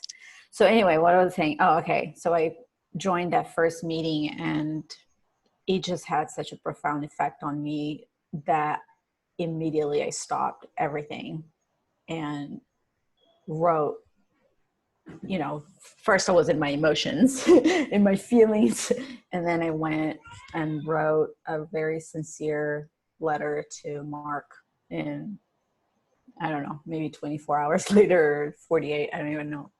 I got in touch with Maya and began volunteering, and here I am. I don't know. It's been such a unique experience, and I've been volunteering with them since then. And it's been one of the most rewarding things I've ever done. Met this amazing community, it's just really a blessing. I think that it's definitely something that this quarantine brought me. It was just a lot of great new people into my life, and I can't be more grateful. I agree. Yeah. I know somebody asked me the very first night when I was hanging out here in the room after they planned not to be, that, somebody asked me, well, how did you, I cannot remember how I found out about the harmonic. Right? Isn't that crazy? So even the first night, I'm I could not remember. So it seems kind of a little, woo. Yeah. I think it's just meant to be. I sincerely do not remember seeing any banner, any advertising, anything. I just had a reminder on my phone. And sometimes, how you can set up on your iPhone at least, an alarm, and you can put a label. And all I put there was it was 15 minutes prior, and I put global meditation. That's it. And then I was like, oh yeah, let's do this. I texted a bunch of friends that I know they're into like meditation and stuff, like, hey, let's do this global meditation thing. You know, like I was like super pumped and I didn't even know what the hell it was about. So, so cool. I'm sure that probably was some advertising, something on Facebook, but you know, it's all history now. Who cares? I had one of those. Your event is about to start on Facebook. I never programmed the. Oh, program. you never like. Yeah, that's why I can't. I'm like I didn't do it. So where did it come from? Yeah. Well, you want to hear a wild thing? Yeah. Some friends and I were talking about probably 2 or 3 weeks beforehand that we really needed to do a group meditation like the harmonic convergence. And we had looked at, I think, like the 22nd of May and a couple of other dates, and then up pops the harmonic convergence. And we went, well, okay, we just manifested something that is even greater than what we thought we could. That's so funny. Oh, that's awesome. And so I'm just curious. So I know a little bit now about Christopher. So you ended up, you know, finding out about all of this and joined us here because of exposure to, you know, Arthur Greer. And you said that, but what is your guys' background with relation to all of this? Like, how did you connect to extraterrestrial or like this kind of, what is your guys' like relationship to all of that? Personal. I think it's something that I've been involved with pretty much all my life. Mm. You How know, so? never fitting into the box and always questioning and always having a galactic and angelic connection. And so it really was commonplace. Mm-hmm. It's like, well, doesn't everybody do this? And then you find out that no. Yeah, that's awesome. I've just had a lot of experiences my whole life. It's never been about, are there extraterrestrials? It's only been about, when will we have common public contact with them? Yeah. So many different things. When we were kids, you know, like 7, 8, 9, 10, we would lay out at night. I think it started one time with we could, here in Michigan, there was a huge display of the Northern Lights, and I mean, people always say it's pale this far down. You know, it had to do with weather conditions or something at the time. But we got a fantastic display of the lights, and we were out laying on the hay wagon, just looking up, you know, watching the lights. And after they kind of died down, you know, we started watching these other lights that were up there, just these things that, you know, they were different colors than the stars, but otherwise it kind of looked like they would be stars. There were, you know, they went from the western horizon. We started noticing them, but they moved around. You know, they weren't going like this. They were going this way and this way and this way and that way, and it kind of looked like they were playing connect the dots with the stars. But there was like 5 or 6 of them spread, you know, across from north to south, and they were, you know, headed east, and they managed to, with all this crisscrossing, we followed them. We could go, oh, there's that one again, and sometimes they change colors, and they got to the eastern horizon in like less than a minute, around 30 seconds. Well, no earthly craft can do that. It's not possible. Oh, yeah. The fact that they weren't just going in a straight line, they were like, you know, doing all sorts of, you know, zigzagging around. Zigzagging, yeah. So we thought that was cool, but never really thought about what it was. until, you know, there were other experiences. I know, I want to say it was mid 70s, somewhere in the 70s, in the western sky in Michigan. We're on the east side of Michigan, so somewhere, you know, west of the eastern border of Michigan in the skies, in the middle of the afternoon is this big triangle-shaped glowing object in the sky, turning different colors, just hanging there in the sky for hours. Everybody was calling the Oh, police wow. and everything. You know, and you know, we called the police. They said they have no idea what it is. Yes, they see it too. They're trying to find out what it is. And after, you know, several calls back and forth, we were in a small town with the police. You know, they're like, yeah, we still don't know what it is. Nobody will answer us. And there were people, you know, that were calling the airports and the Air Force Base that's here in Michigan, Selfridge Air Force Base, and they had nothing to say. And eventually, after multiple calls to the police, and this thing's still hanging in the sky, turning its colors, and they said, well, we know what we're supposed to tell you it is now. We have an official word, and I forget who it was from, but officially we are to tell you that it's a weather balloon. Oh. I actually have it's a weather balloon story.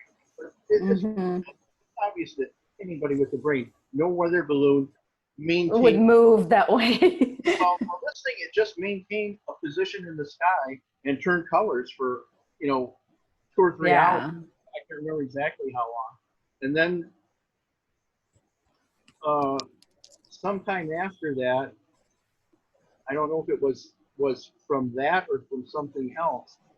There's a story in that same time frame where this farmer, you know, was out for the day doing whatever. He came back to get on his farm, and it was cordoned off by all these unmarked government vehicles resembling military and people in military gear. Wouldn't let him on his own farm, and something had landed there, and they were taking that out. It was right around the same time. So, but then I've had lots of other bizarre experiences in my life. I saw when I was about 12. I looked out I was opening my window to let fresh air into the bedroom in the day. It was like 10 o'clock in the morning. I'm like, yeah, it's a nice day out. I'll go open the window, get some fresh air in. And I see the Goodyear blimp across, you know, this 10-acre field. It's like 10 acres square, almost exactly. And then I noticed, well, that's not the Goodyear blimp because there's no gondola underneath. It's just this big, It's long, just the body. long silver, real shiny thing. And it's coming down slowly, real slowly, just coming down. And now it's at the point where it's on the far side of the field. It's starting to block the trees. So that's less than 30 feet from the ground. Oh, crap. I'm yelling, screaming, trying to get my brother to look at it because he's up in the barn putting hay down for the animals, you know. And I don't get any response on him. I'm hoping he's seeing it himself, you know, from up in the hayloft. And so I run downstairs and I run off out the front door, off the porch, expecting to see this thing, and it's not there. It's gone. Just gone. And as slowly as it was coming down, I'm like, how could it possibly have moved? Yeah, so fast. And you know, that's the whole story, except for about 15 years ago, I started dreaming about that day. And I'm like, why am I dreaming about this all of a sudden? I haven't thought about that in years. And at first, the first like month, it was very constant dreaming about it. And then it gradually wore off, and now and then I would dream about it. And I don't, well, nothing changed. Same old dream, same old thing. Until about 2 years ago, I had the dream, and I noticed something that I had never noticed before. And it's not that anything, you know, obvious changed until I thought about it. It was 10 o'clock in the morning when I first saw it. I ran downstairs, ran off the porch, and the sun, I realized, was in the 2 o'clock position in the sky instead of 10 o'clock position. And the time it took me to walk downstairs and run downstairs and out the door. So somewhere 4 hours disappeared. Oh, yeah. So there's a time lapse. So whatever that is, but it took what? I was like 12, 15 years, took that many years to realize Yeah. what's missing. So now I wonder what the hell happened in those 4 hours. Oh, I have a theory. Hold on. I'll be right back. Let me just get something for my Okay. dog here. I'll be right back. Hold on.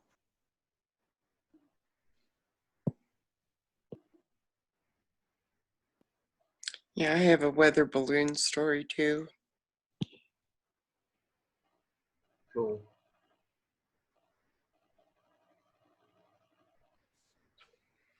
We were in the park, a friend of mine and I used to walk in the afternoons, and my kids were pretty young, and we're walking around this park, and I look up, and I mean, less than 150 feet away is this large sphere with a ring around it, and you could actually see the little portholes and see that there were beings inside. And we watched this thing for over an hour. wow. And then as we went home, it was still hanging out with us. So we called the Naval Air Station to find out, if anyone had reported a UFO. And they're like, well, we'll check into it. We'll check into it. And then they said, oh, it's just a weather balloon. Well, about that time, the Air Force Base and the Naval Air Station send up fighter jets after this weather balloon, right? So we're watching and watching and watching, and it's kind of darting back and forth across the sky. And once the fighter jets were deployed, it just went poof, and it was gone. Crazy.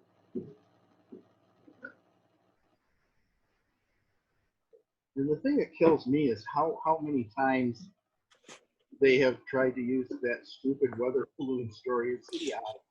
I know. It's like you got to come up with a better story.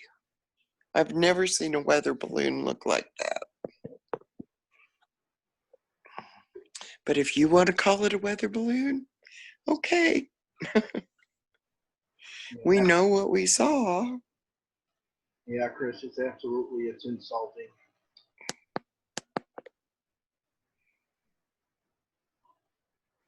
Well, we didn't see a weather balloon last night.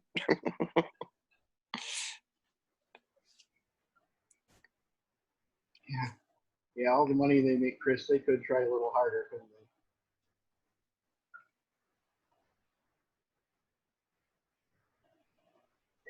they? I need to take a quick pee break.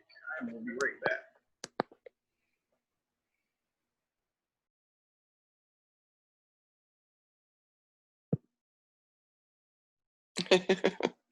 Or 3 or 4. Melvin must be sleeping, so must be sleeping.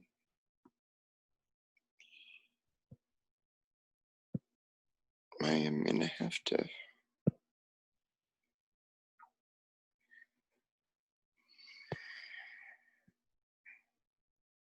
I am feeling a little more grounded right now, though, so that's good.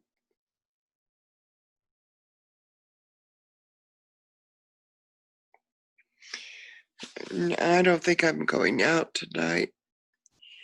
It's just, I'm telling you, the vibration's weird, so I am just hanging in my room.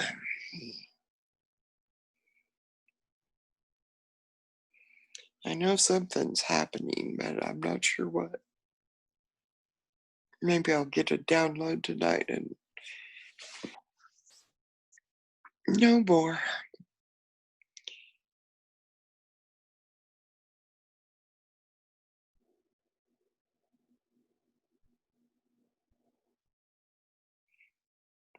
We've got a lot of cloud cover tonight anyway, so.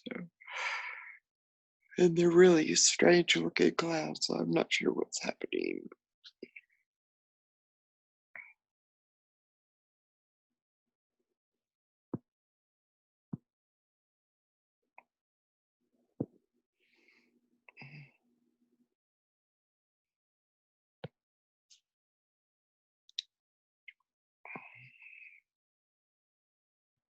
Oh, thank you.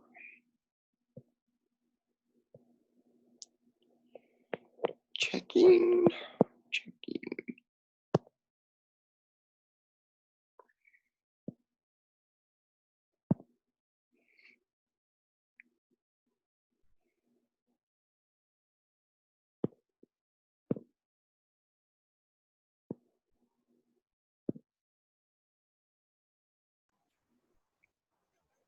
I'm back. I'm so sorry. I asked the question and then had to run.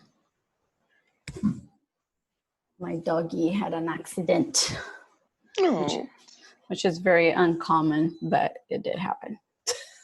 I mean, he just missed the mark because like for them, I put like a little training pad for them to use if, between walks and stuff like that. And he tried to use it, but he just missed the mark. So I had to go clean it. no, it happens. Yeah. So what was I going to say? So, the story that you were telling us, Marco, about the gap in time, I worked with this lady a few years ago who claims to be like a starseed. What would be her like kind of trainer, mentor, whatever. And she says that that's like such a common thing for when you have contact to kind of have these laps in time. And it's almost like you're jumping through different timelines, and time happens differently in other timelines. so sometimes you come back and it's just like there's a what some would say a glitch in the matrix, but that's basically what it is. It's just out of sync. So when you go out and then you come back, and I have experienced some of these. I think one of the most memorable ones for me, like this really stood out for me. I was actually out. I used to run a Starseed meetup group years ago. And I went out and we started like identifying, kind of similar to what we have here, right? You have a huge group of people, but then over time, there's that little core group. There's always hanging out. But in real life, it wasn't just online. And so we went out one time, 4 of us, to have dinner, chat, whatever. And so how it happened for me is that I asked for the check, like we all had like separate checks or whatever. So the girl brought, when they bring you the initial check just for you to see what the amounts are and stuff. And then you give them the card and then they come back and then you sign it and then they, blah, blah, blah, whatever. But from the moment I asked her for the check, the next thing I know, she was, I had already signed it and she had already bring it back, like the whole thing had evolved. And I stood there in my seat, like they literally took like a second, and I looked at my friends, and they were like, what happened? Cause I looked, I guess, very confused. And I said, she came back with my check, blah, blah, blah, but I just asked her. And they were all like, huh? So I have no idea how those things happen. And it's just that it's not even like a physical thing. You don't have to physically go into another, a parallel or alternate reality. You just go, I really, to this day, I don't know what happened. But it was, something that should have taken, between the time they go, especially when the restaurant was busy, it would have been at least, in best case scenario, like 5 minutes. And it was like a matter of seconds. So Yeah, I've had some crazy things like that. One that comes to mind real quick, Christmas. I used to go to a public pool where we would swim laps, and they'd count the laps. Every time you swam a quarter mile, the Red Cross would get so much money. So we were, doing that as often as we could. But the pool was like 12 miles from 12 or 14 miles from the house. So I was getting ready to go, and my mom was going to go that day. So she was waiting in the van for me. I forgot something. I had to run back quick upstairs to my room, and I had the radio on up there, and they said, it's 12 o'clock, top of the hour. And then I got downstairs, and I saw the clock on the wall said it was 12 o'clock. As I passed the stove, the little clock on the stove said it was 12 o'clock. As I got in the van and started the van, the radio came on and said, we're looking at, 12:05, 12:03, 5 minutes away from news on the 8th. And then we drove the 14 miles to the pool. And when I walked in, I said, hey, your clock is wrong. And they're like, no, it's not. It's right. And the guy looked at his watch. No, that's right. I'm like, oh, that can't be right. It says it's 5 minutes to 12. And yeah, everything verified it was 5 minutes to 12. But I left that, pulled out of the driveway at 3 minutes after 12 to drive 12 or 14 miles. How can I get here 5 minutes to 12? that is trippy. And I've talked to other people that have had that happen. And there was another really long one that my brother did when we had the greenhouse, and he would deliver to flower shops. It was one of his regular delivery days, and he had to drive 45 miles to the west, and then come back and go the 45 miles and go another 16 miles south. And then he had to go those 16 miles back from the south to the north to head west to Flint, which was another 35 miles, and then come home. Well, we hear this, my mom and I are working in the greenhouse, we hear this noise in the garage. And she's like, what? Go see what that is. It's like, I can't imagine that your brother would be still here, and he's going to be so late for his deliveries. And I went in and I said, yeah, it's him, but he's back from deliveries. So he did all of that in 45 minutes. Wow. That's crazy. Yeah, it does happen. This same lady that I was telling you about with the Starseed group, when I went to Arkansas with a group to, spend like a week with her, and we were digging for crystals, doing like sacred ceremony, like all kinds of cool stuff. And we all were in like different cabins and stuff. And we would gather, in one kind of like gathering meeting room over there. And so at night we had to take shuttles back to our respective like cabins and stuff. And one time we shared the same shuttle back with the lady that organized all this stuff. And she was talking about these time lapses and stuff. And it's like one thing to notice anytime that you notice, pay attention, anytime you notice like this time gaps and stuff, is if you have any like little pinch, like little marks.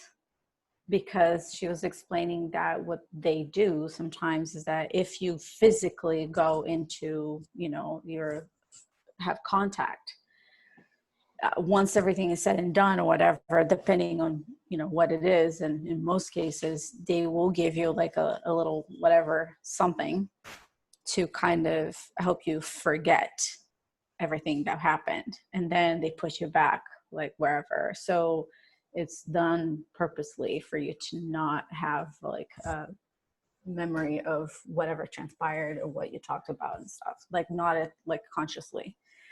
And And so, and I don't know if it's going to show because it's kind of dark, but that night that we took the same shuttle together, we all experienced that time lapse. It wasn't long. It was only like maybe like a 5-minute thing. But I came back with this. Do you see this? Like the little mark. But I didn't have this before. And then I had this. Initially, it was just like almost like a little pinch, like a little puncture or whatever. It was just a little red dot or whatever that day, the day of. But then it became this. And there it stayed. So every time I look at it, I remember it's like, interesting. But the experience in of itself, it wasn't as dramatic as that experience I had at the restaurant. That was insane. Like it really threw me off. But yeah, good times. Yeah, that's kind of wild that sitting there in a group like that, you're the only one that noticed it. No, yeah. Well, because I think that was possible. I don't know, that's just what I thought of, is that around that time, I was having tons of downloads. That's when I reached like one of my peaks, as far as like I was for several months connected to beings, like a collective, and one particular being, but a collective as well. And it was daily downloads, daily experiences. I had lucid dreams pretty much every night. Many dreams that were both kind of like premonitions, kind of like telling me things that were going to happen. So I experienced like tremendous amounts of deja vu because of that, because I already knew from, however, the night before, the days before, that was happening, going to happen. So it was really crazy, like bombarded with experiences like that. And where was it going with this? Okay. And so at that time is when I first started having those experiences. It started in Arkansas during this trip that I was telling about, where I started being able to be in 2 places at the same time. I had never had that until I went to Arkansas. And it was kind of like being like here, like I'm talking to you guys right now. And then it's almost like a part of me just kind of like split. And I could be going into the room and be doing something else. But it's not like, oh, I left my body here and I went over there. It was like I was in both places at the same time. And I was looking, perceiving, interacting, and doing everything simultaneously. That is like the trippiest part. And so I think that day in the restaurant, it was almost like, yeah, part of me was there, but that's not the part that I hadn't really gotten a really good grasp of that. I think that's not the part that I was focusing on. I was focusing probably on the other one. But then when I come back, whatever that experience was, that got kind of blocked. And then therefore, like I had that chunk of time that had no memory, as if it had never occurred. But for them, I was just sitting there the whole time, probably quiet, just listening. I don't know, maybe talking, I don't know.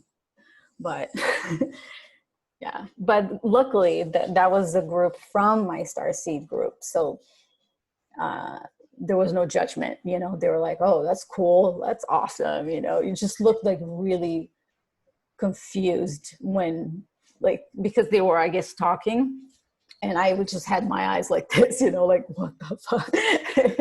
And so yeah, crazy stuff. But, yeah, but that's what this journey has been about. This lady, she had one experience that she told us about that I thought it was fascinating. She was experiencing a lot of crazy stuff, like I was at that time, right? But this is for her like many years before. She went into a restaurant. She was with a friend, and she went to use the restroom, and she enters, uses the restroom and stuff. And when she comes out of the restroom, everything about the place had changed, as if she had time traveled, kind of like it was the same place and everything, but completely different. And she did not really know what to do. She thought she had gone mad, because she was still very much aware of where she had been. But when she came out of the restroom, that's not where she was. So I don't remember now how it resolved. Like, she did have, similar to like what Mark talks about Teshbar, she had a relationship with a being that kind of merged with her or communed with her or whatever, similar to the experience that I had. And so, and I know that that being had something to do with her, like getting out of that kind of situation. It was part of her lesson. It was something I just can't remember exactly what that was, but there was a purpose to it. It was like an exercise, you know? And I don't know, people say that it's all holographic, you know, this reality is not really, you know, solid like this, you know, how we perceive it is just a creation. So it can shift, I guess. Yeah, and that reminds me of, I haven't had any in a while, but from time to time I'll have these, you know, days or weeks or whatever where I dream really intensely of the dreams are just about everyday things. It's like just living a normal day, except in the dreams I'm still with people that have died. There's people that I've never met that are like related to me. It's like a whole other dimension life. And when I wake up from the dream, there's just this feeling of Longing. Well, you miss them. Not that. It's like, did I just wake up from a dream, or am I just now falling asleep into a dream? Which one is reality? Yeah, that's exactly how I felt when I was a kid. Very both unsettling. Yeah. And sometimes I'm just so happy because I've got to be with, you know, like my mom or dad who have passed, and but to try and make there's just no way. The only thing that makes real sense is that maybe it's just going back and forth between realities. It is. Like, I have no doubt about that. Like, ever since I was little, and we're talking about, I don't know, maybe 5 years old. I think I've even mentioned this in this Zoom before, that I used to talk about my other lives. You know what I mean? Like, oh, in my other life, my other life. Like, because my dreams weren't, to me, ever since I was little, they weren't just like dreams, like random stuff. Like, yeah, maybe there's a lot of that too, but a lot of them, I would go back to the same places. I had the same home, the same house. I knew the same people that I don't know in this life, that I always keep running into them and having experiences with them. So since I was very little, I had no doubt that I had lives in my dreams. And then similarly to when we go to sleep here and then we become aware of that, it's almost getting glimpses of these other experiences that we're having concurrently. So I have no doubt, like, based on all the training that I've received, I've done, you know, past life regression training, like over a week with Dolores Cannon back in the day. And all these things, like everything that I've learned, Akashic Records stuff, it goes back to the same thing to me, that I'm just this being having multiple simultaneous experiences. And even when people talk about karma, oh, you know, if you do this and this will happen back to you, like all of that is occurring, you know, instantaneously. Because you have all of these different versions of yourself living different experiences, that when, like, let's say I do harm to somebody, then I am also experiencing that harm. You know what I mean? It's like when you do something nice, you receive that. So all of that is happening simultaneously, and you know, it's all an experience. And that's why people keep saying, oh, we're co-creators of our reality. Yes, but not, people think that when they say that, it's just here, oh, I'm co-creating. No, I'm not, because I can wish the heck out of this and it doesn't happen. But that's not what we're talking about. Like when you say we co-create, you're creating something and you are experiencing it somewhere else too. Yeah, You know what I mean? multidimensionally. Yes, exactly. So that's how karma really happens. It's like, it's not that you do something harmful to somebody else and then, ooh, down the line, you're going to experience that back. That's like BS. That's old school. We're talking about like, you're creating that experience for yourself.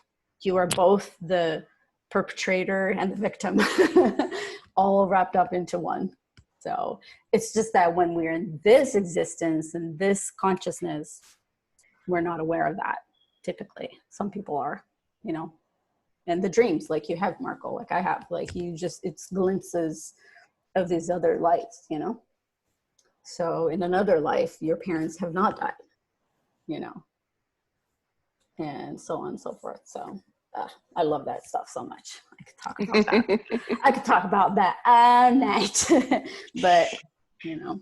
You're in good company, Eliana. I know. That's why I You know, come hang out here. it's so nice to, you know, to anyone else. And I would venture to say that every one of us at some point in our lives have been considered crazy.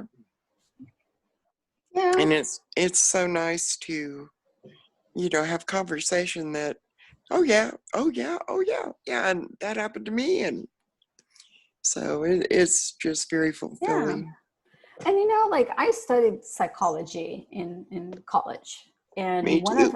one of my first classes, you know, once I transferred to a 4-year university and started taking only psych classes, was neuropsychology. You know, that's one of the first ones you kind of have to take because it lays the foundation for you to understand how the brain works and how things are connected, yada yada. So I just remember while I was taking that class, you know, I had as a young child, and then as a teenager, I worked under a shaman for a couple of years, you know, starting at 15. So I had all of these really amazing experience that to me proved beyond any doubt that I could have had about different lives, you can call spirits, or, you know, different realms or dimensions. I had no doubt about that.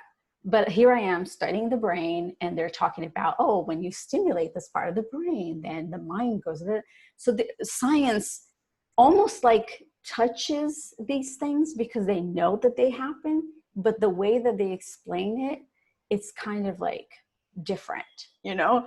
Like I remember interviewing a kid in a mental hospital that had severe schizophrenia. Like he was schizophrenic to the max. And he was there actually for a drug trial. But anyway, and I just remember sitting down with this kid, and I had my own thing in my mind. I'm like, let me ask some questions to this kid and see what this experience is really like. And he was telling me about how he had all these other life and friends and stuff that exist, but nobody else can see but him. And I was like, tell me more about that.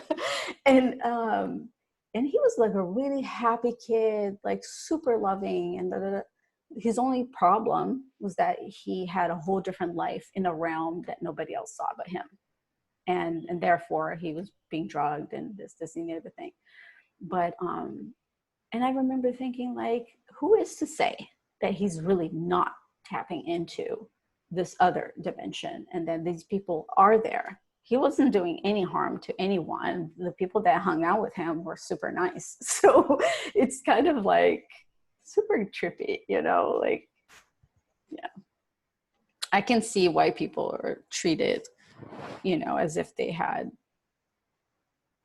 like a mental problem. And some people really can put all of that together and function in this world. You know what I mean? They lost it, they get lost in it.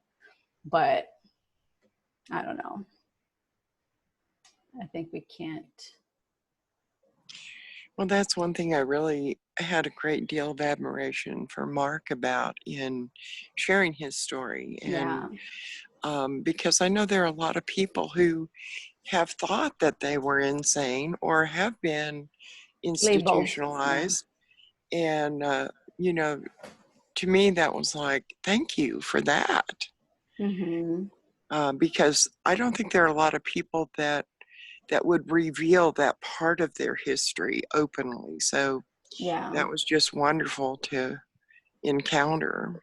Yeah. Very brave of him, very courageous to kind of openly say that, because he's not afraid of being judged anymore. And that's, No, he's just past that. eliminate the It's like, stigma. yeah. And I think that This is what happened. Take it or leave it. mm-hmm, exactly. I'm going to take a minute and welcome, I'm not sure I'll get this right, Rajesh Karan. Would you like to unmute yourself and introduce yourself?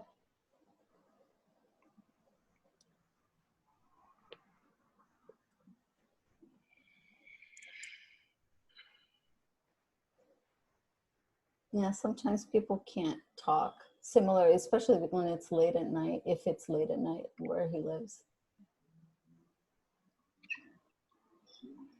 Trying the chat, didn't reply there. Yeah, he messaged me privately, so I think that he's away. Listening. Maybe he just can't talk. You can certainly type in the chat. Yeah. But And we're happy to see you here in any event. exactly. Welcome aboard the love ship. Everybody That's here right. is full of love. But yeah, I agree with you, Linda. I think it was really nice of him to do that because he really helped heal a lot of people that have Absolutely. had these experiences and been labeled as, whatever they've been labeled at, treated, as if something is wrong. I remember in Brazil, like when I was growing up and I went to work with this shaman, he himself told me, because I was already developing all these things where I would see and hear, plead for help, like there's always this, I would pick up people's thoughts and energy. It was just like everywhere, all over the place. And it was very overwhelming, I was young. And so when I started working with him, he was such a good mentor. I adore him. He passed from this life and but I still have him like in my heart and feel that he comes around, his energy every now and then. But one of the things he said, he's like, look, this is a gift. Like it comes like because it wants to manifest. It wants to be here and for you to do this thing, right? But if you don't kind of exercise it, and it's kind of using a muscle and practice and work with it and learn about it, and then there's always that fine line where you could be considered crazy. So it's good for you to start working on it and kind of get a handle on it, and so that never happens. And so I went and I worked with him for a good 2 years, from 15 to around 17, maybe close to 18. And then, all my friends were going out on Saturday and parties and this and the other thing. And here I was, going to, do like all my practice and stuff. So I told him, like, I just want to be a normal kid. I don't want to be doing this stuff. And as the great mentor that he was, he just said to me, that's fine, then don't do it. Go do that.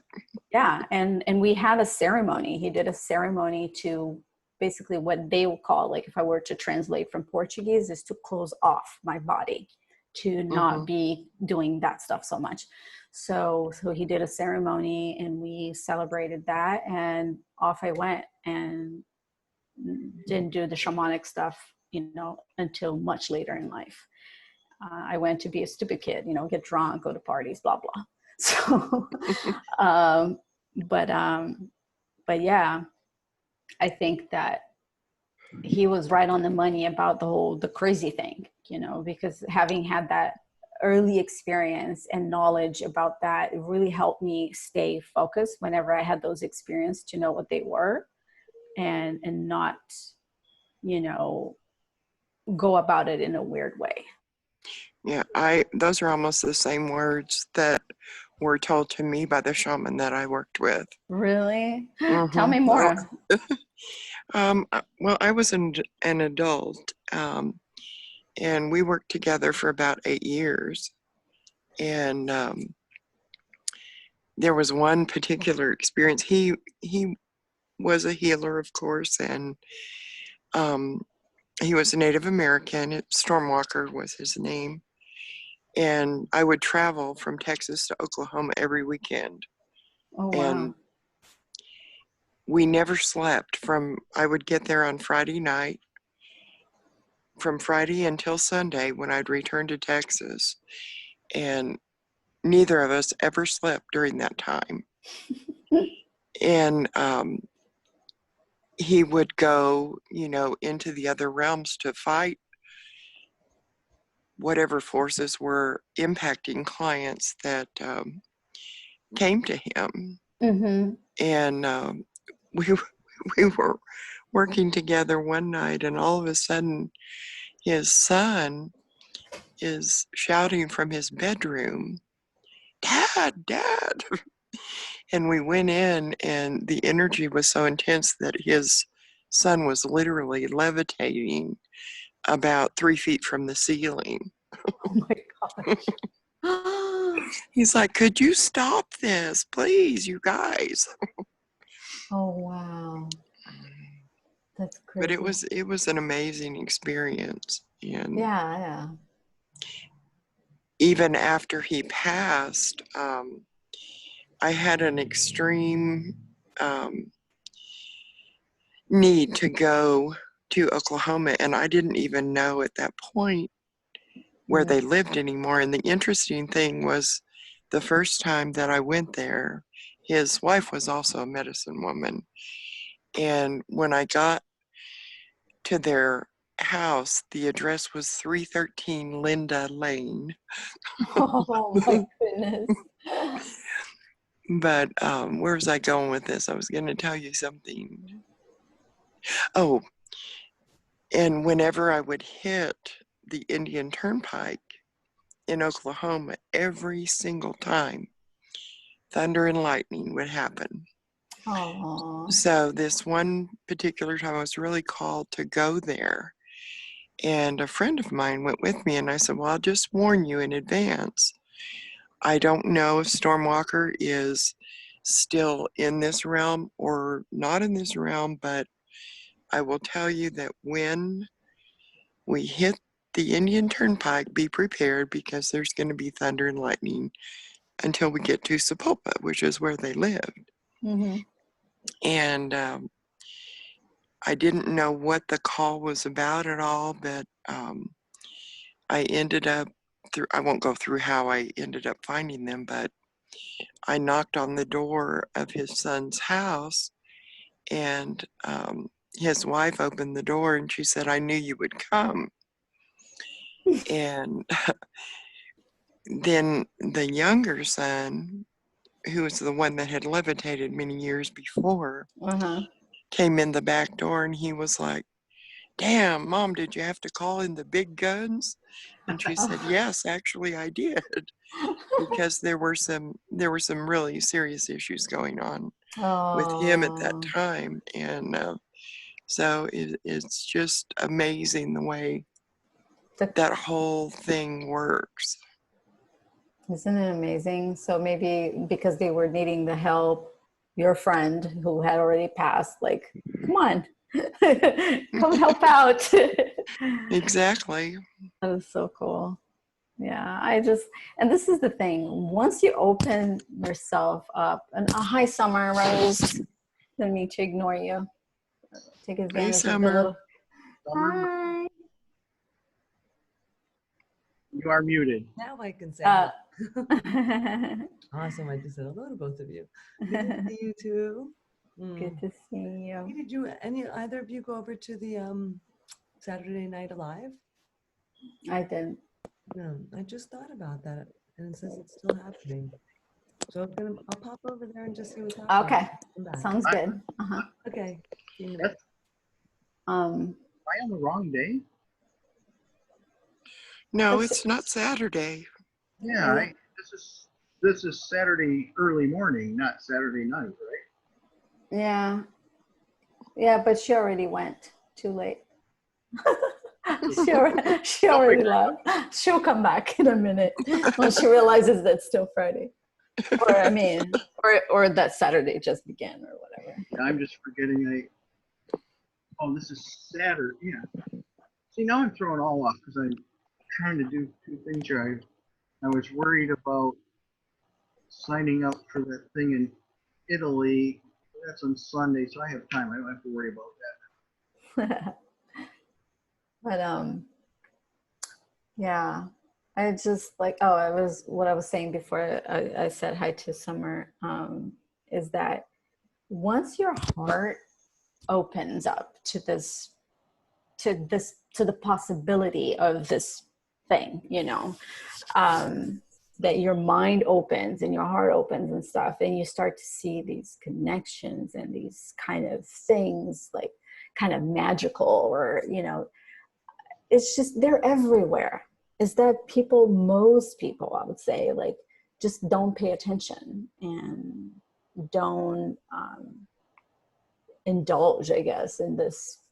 I mean, I always say this, especially when people talk about starseed, oh, what planet I'm from or whatever. I'm like, gosh, even if you're just from right here on Earth, we are sitting on this beautiful rock, gigantic rock that is literally spinning through space at like a ridiculous speed, going around a burning sun. Like, you know what I mean? Like, there's so much magic in every aspect of it if you just stop to pay attention, you know, like, it's incredible.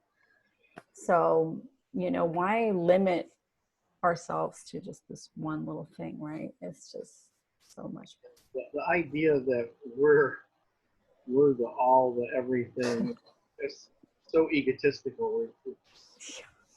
It's not even logical at all to assume that we are everything in the universe. Yeah.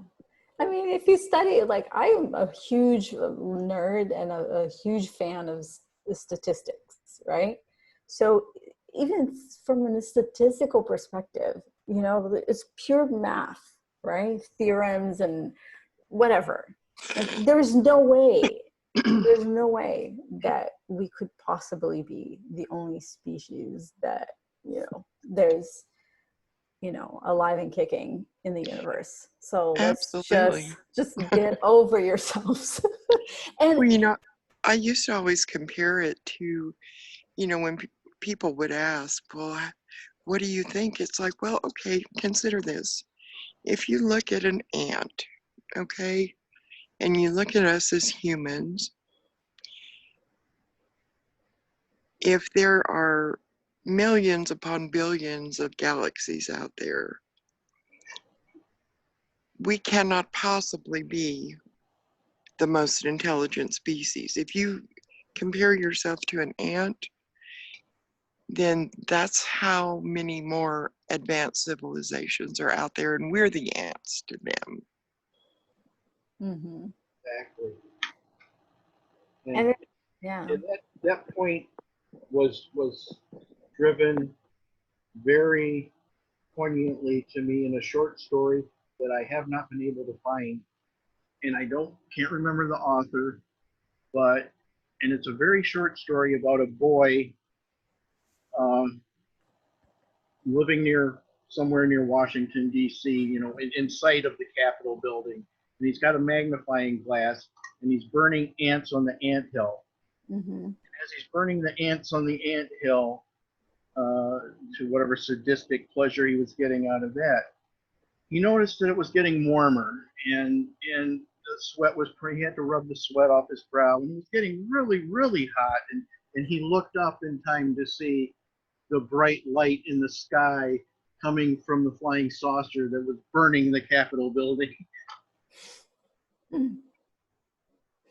Yeah, that's very interesting. And I can't, you would think with that, well, maybe I just have to try and do an internet search for that. Yeah. We'll find that story. It was really, really made me think. Yeah. That's pretty. But yeah, It was I mean, written really, really well, you know? mhm. And I think also, like for me, and I've said this before, but I really, really believe in this with all my heart. Like, and it's part of the reason that I closed down, that I quit my Starseed group, was because I felt that people were so focused and concerned and, with, connecting with their star family and, whatever fifth dimension. Oh, I don't want to talk to my 3D friend anymore. I just want to have 5D friends, like all of this stuff. I had to, for me personally, put an end to it for a while, because I was like, there's so many beautiful beings on this planet for us to discover and communicate with. They have so much wisdom and so much beauty and so much to teach us. And I'm talking about animals, right? And that we know nothing about. We have zero respect for our ecosystem. We have zero respect for other lives. So it's kind of like, I think that as a humanity, like us as humans, like have so much to learn, discover, and really celebrate before we are really prepared to celebrate life in some other planet, in my opinion. I think that's the real awakening. And the reason why these ships come, and we know they exist and we know they're around, but the reason that they don't, full out have manifested yet is because humans are really not ready. Unless we get to the point where we can love each other and love all the creatures on this planet and respect all of them, I don't really think it could happen. But I could be wrong. Well, we'll see how, oh, Raja, I was just say Raja for short, but Raja is having connectivity, mic issues. That's why he's not talking. Sounds good. Or she. I don't know if it's a guy. I'm sorry. I'm so ignorant about that. I think that's true, Ileana. Right? Plus, I also think that there are so many beings that are already here on the planet. Mm-hmm. If you just look around, it's like angels unaware, so to speak. They're here. They're Mm-hmm. amongst us. They have been. Mm-hmm. Yep. Sometimes in physical bodies and sometimes not. Sometimes, Absolutely. Even in the animal realm, how many stories have you heard of like some random animals like showing up in somebody's home, property, or whatever, and transforming that person's life? Like it's just incredible. Like there's so many of these stories, and like that is just, all life is divine. So all of that interaction and that connection that we have with other beings it's divine if we just pay attention. Well, and the phrase "we are one" doesn't mean just that we are one with other humans, other beings. It means we are one with everything. Yeah, the planet, like I have a granite table like this rock that I'm like resting my laptop on. Like all of this is yeah, we're all in it together energetically. We don't exist really in isolation, period. We don't.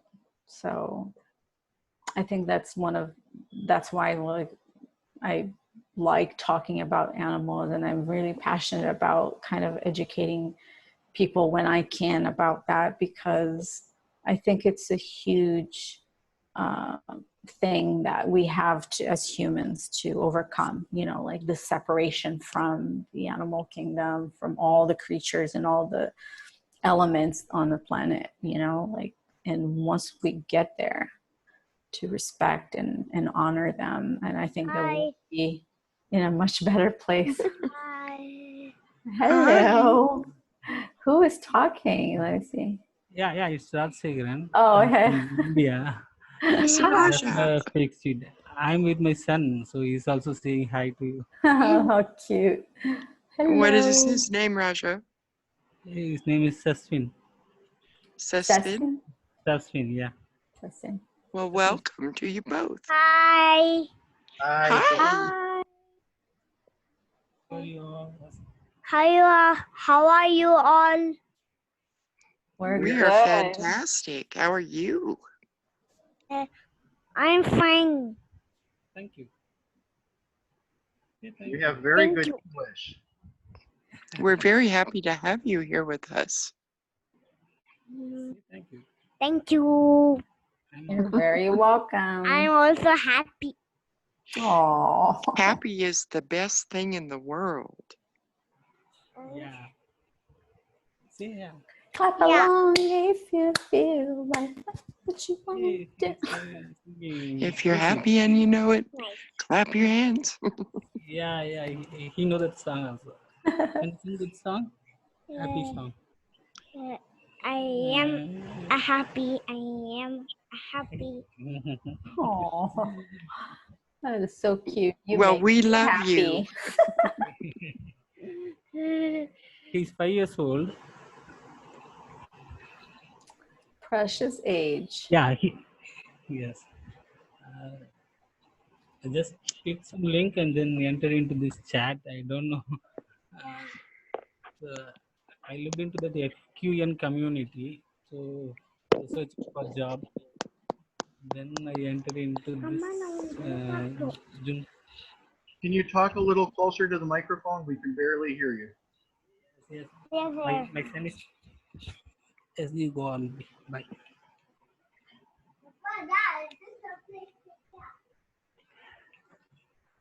Yes, I'm just looking for some job in the FQN community. So while clicking that link, I just grabbed to this place. So I accidentally enter into this Zoom chat. Well, it's no accident that you are here. Oh, okay. Okay. Rasha, do you have something that you would like to talk about? Nothing. This is new to me. It's the first time only. So I'm just listening. Sounds good. Nothing wrong with listening. Absolutely not. We talk about all different subjects here, and we're always welcome to listen to new ones. Okay. Hi.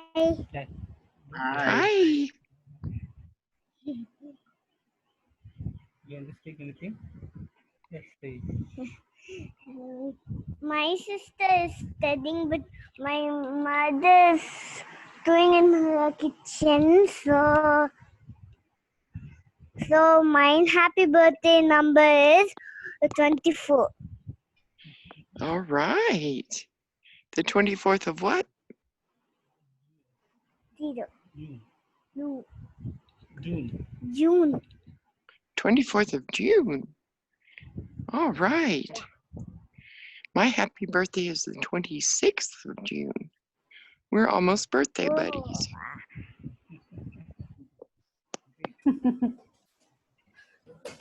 We are disturbing them. Okay. Continue. Just Okay. I just want to express myself. That's it. Thank you. Sounds good. Thank you, Roger. Thank you. So, well, you were saying something, Linda. Say again, Eliana. Oh, I said, I think you were saying something and I can't remember what I you can't were doing. remember either. I have a question for you though. Have you today noticed a different energy?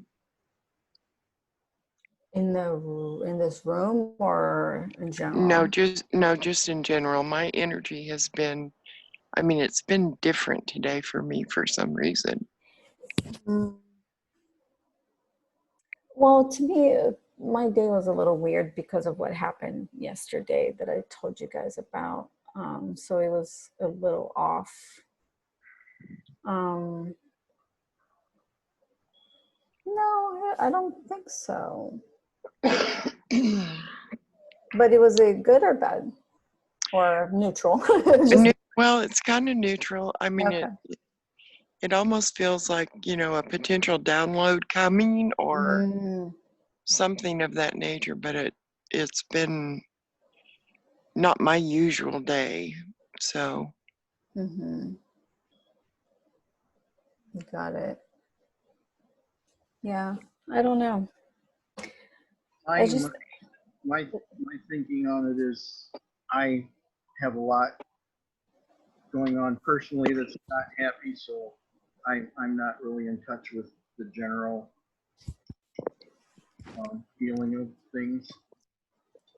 I think my personal stuff is overshadowing anything I might be able to intuit from the galaxy. Yeah, it happens. Sorry about that, Marco. Well, it could just be me also. I know a dear friend of mine day before yesterday had messaged me that her daughter-in-law's brother had died suddenly, and my initial intuition was that it was by his own hand, but I have not heard from her, so I have no confirmation either way. So it may be, you know, related to that and a possible contact. I'm not sure, but it's just been different for me today. I see. Yeah, well, it's just lately everything has been a little weird for me. It's just in general. Hold on just 1 second. Let me close the window because it's kind of late and I'm chit-chatting away. Okay, hold on. I got all busy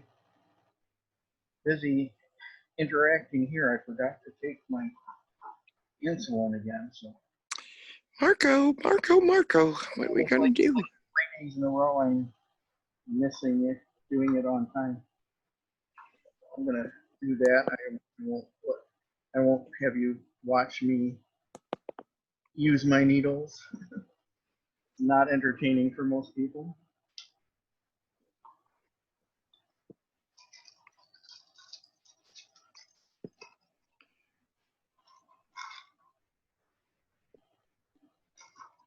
Starting to wonder if maybe I should just change my schedule so that I do it at this time anyway. It is becoming the norm. Okay, I'm back. I just went to shut the windows. Because over here is almost 1 a.m. But here as well. Where? What part of the country are you in now, Linda? Where do you live? I'm in Sedona. Oh, you're in Sedona. Oh, cool. Someone that I've been working with in Mark's foundation, she was moving to Sedona today. Oh, wow. Yeah, she lived like really close to me, like just maybe a couple miles away, and she was moving to Sedona today. I've only been to Sedona once, but it made a really good impression on me. Oh, that place is so beautiful. You're so lucky. It's a special place. They're really beautiful. And I have for my profile there, I have up my my little map, and I live by the red dots. You live by what? The red dot on the map. If you look at my. Oh, okay. I didn't know that. Oh, it does say I live. Oh my God, I never read that top part until right now. I feel so ashamed. Hold on. Let me see. Control. I'm going to zoom in. I have terrible eyesight. Just FYI. One night, so many people were asking the same thing. Oh, I see. Oh, wow. You're all the way up there, aren't you? Yeah. Damn. If you hold your left hand in front of you with the back of it facing you, I live right where the thumbnail starts. Yeah. Michigan, Oh, Michigan, we all carry our map with us. that's true. But yeah, well, I'm in Los Angeles. So as I guess my little name there says, Ileana in LA. Yeah. But yeah. So as far as the energy, like this whole quarantine thing has been so bizarre to me. This whole pandemic. About 7 years ago, more or less. I don't remember off the top of my head exactly when it happened, but I had during those downloads, like, you know how you're saying sometimes you just feel them coming. And I had this maybe like a week or so that it was just like, and I would see another thing that I would see is like when I would lay down and be, when you're in that limbo, you're not awake, but you're not sleeping either. I would see numbers going through like this, almost like a rolling numbers going. And then sometimes it will stop at a number. And then sometimes I would memorize them, like whatever it is. And then engine number, like it was crazy. But so around that time, I had a dream that after everything was said and done, the interpretation and understanding of what it was, it had to do with this election coming up. And it had to do, I'm not going to reveal because I don't feel comfortable revealing to public, but it had to do with this election, and the Congress and this and the other thing. And when all like Trump happened, and now the pandemic's happening and the election is coming, and it's exactly that from 7 years ago, whatever. I'm like, what in the world is going on? So there's a lot of good coming, happening. Like we were talking about the silver lining, but there's also, it's almost like things can get a lot worse before they can get better. That's kind of what I think. I agree. Things are going to get a little dark. And then, because it is so messed up, then there's like a shift. There's a reform because people come together in times of kind of crisis, more than so in times of non-crisis. So I think that shift that we keep talking about that could happen energetically, that really move things, could stem from that crisis that I think is imminent, in my opinion. And it's not like, ooh, the end of the world kind of a thing. It's just big changes. So yeah, and much needed change. Yeah. But I think that one of the big blessings with this whole craziness is that people have been forced to turn inward. And that's been a really good thing in many instances, not so much in others, but it truly has been a blessing because people who are used to being on the go, do. Yeah. That all came to a halt. Yeah. And it's like, what do you do now? Yeah. Time to introspect. Let me see. Wow, that sounds like a pretty wild dream. Yeah, I will share it with you like in private. I don't mind sharing 101, but this is being recorded. That's part of the reason I don't like that this room is recorded all the time. I really don't. Well, I usually ask Jamin not to record. But I really don't share half the stuff that I would feel more comfortable sharing if it wasn't recorded. Understood. That's just me. We can pause the recording if you like. We can do that. Start it back up when. I'd be okay with the recording being off altogether. Me too. I think it just allows for a lot more conversation on a Mhm. completely different level. Yeah. I actually don't understand the reason behind recording. I've asked that. I mean, I don't understand what is the point of recording if nobody's gonna trust me. When we had the 10-day event and I had to go back and time code all the meetings, all the things, it took more than a week, days, because you're not gonna sit there for 8 hours straight and time code everything. So it's not humanly possible to go over every single thing. So I don't understand the point, but whatever. Well, I'm sure that there's a reason.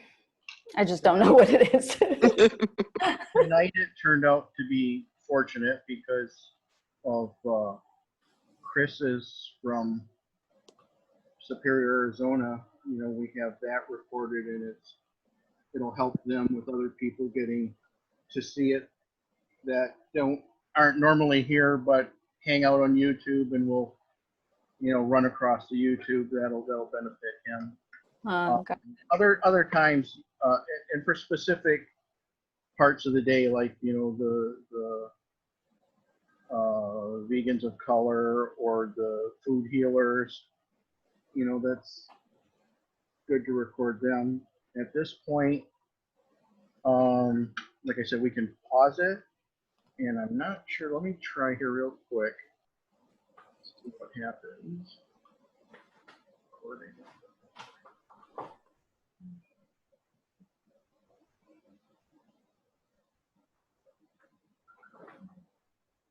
Not working. What am I doing wrong?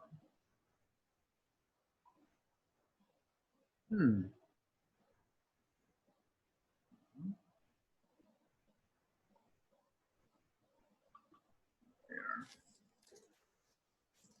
It's not what I want to do.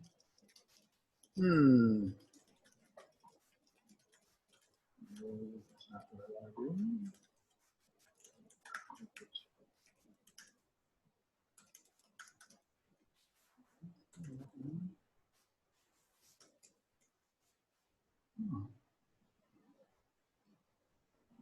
Not letting me do that.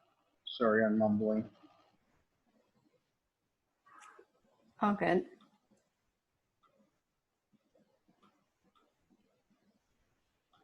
Not doing what I wanted to do. Maybe I need to do that.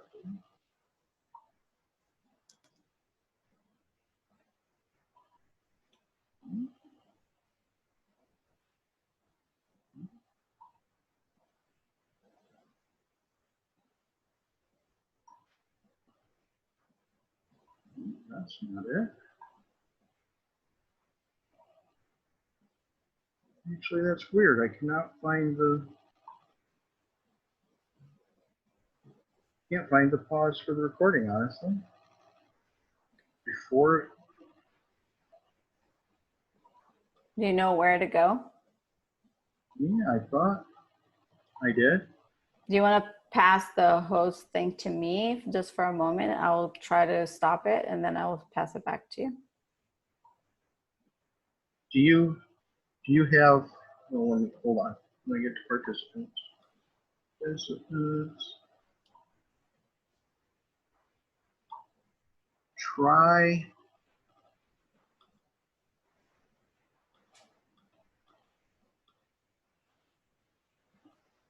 Because I think only the host can do that. And I don't think the co-host can. Yeah, actually. It should be under, but that's the thing. If I'm not a host, I don't see those options. But under. You should. What? Did I just make you a co-host? Yes, I did. I do not know. Oh, yeah, you did? Okay. So let's see.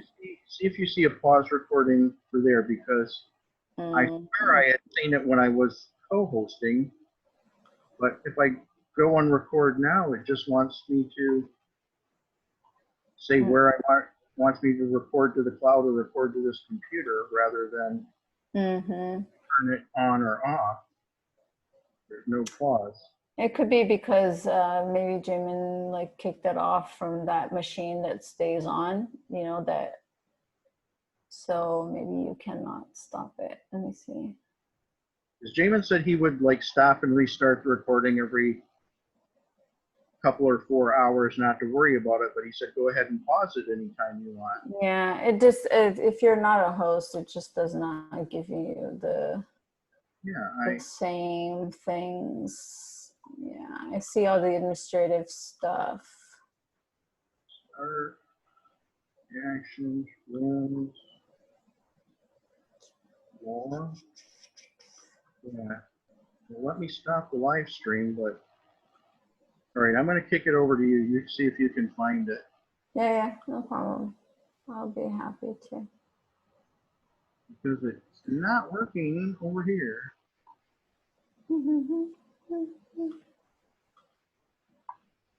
There you go. Okay. Okay, so I do see more things.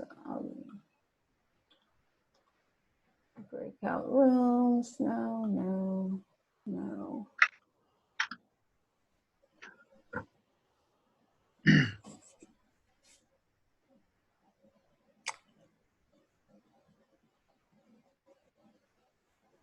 Yeah, it does not. You're right. I think I have a feeling that because Jamin kicked it off and he's recording locally to that machine that stays on, I don't think that you can stop.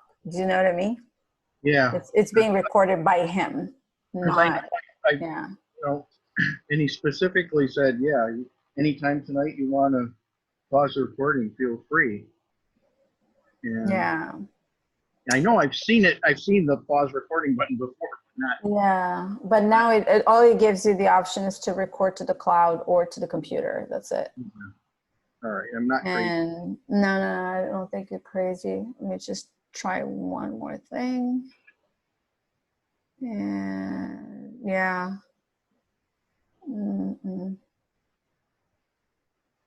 Service. Yeah, I think you've done everything you could. Yeah, it's not. All good. No, one more story for another time. Yeah, right, exactly. let me kick it back to you again. Hold on. All right, you know, actually, if you're going to be here, I should probably soon cut out. You want to hang on to it? Yeah, that's fine. As long as Linda keeps me company, I'll stay. And then when Summer Rose comes back, if she comes back, I'll transfer it to her, maybe. Christopher's always a good one to pass it to. Oh, that's true. Christopher is always hanging around. Okay, sounds good. No problem. I'll keep it for now. I hopefully I don't get kicked off or dropped or anything.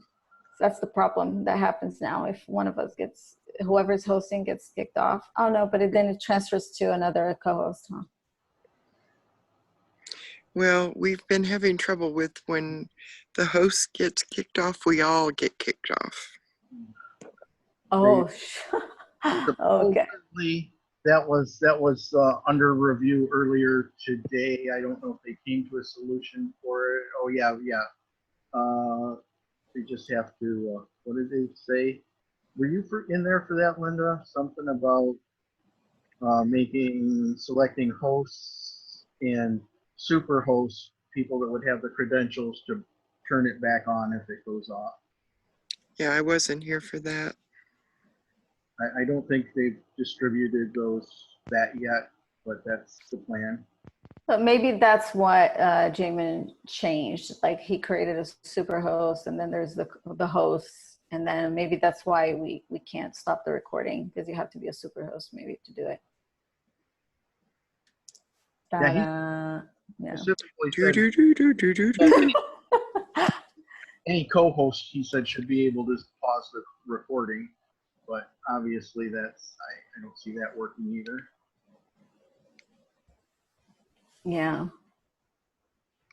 It's all good. No worries. Let's just keep having fun. Keep talking. It's all good. It's just that it's like 2 days in a row. I don't know. I really don't feel comfortable sharing, but next time, no problem.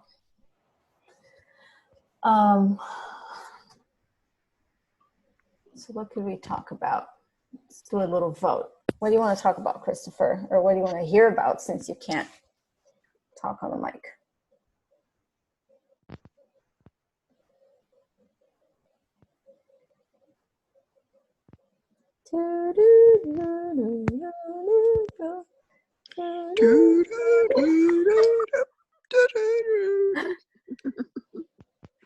We are waiting for you, Christopher.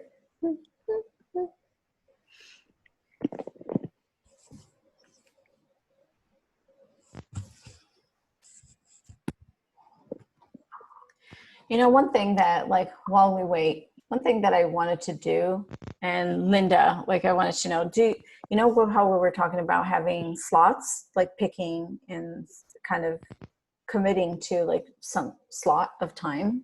Yeah. And it's okay, Christopher. You can just, oh, you were talking, yeah, we didn't hear anything.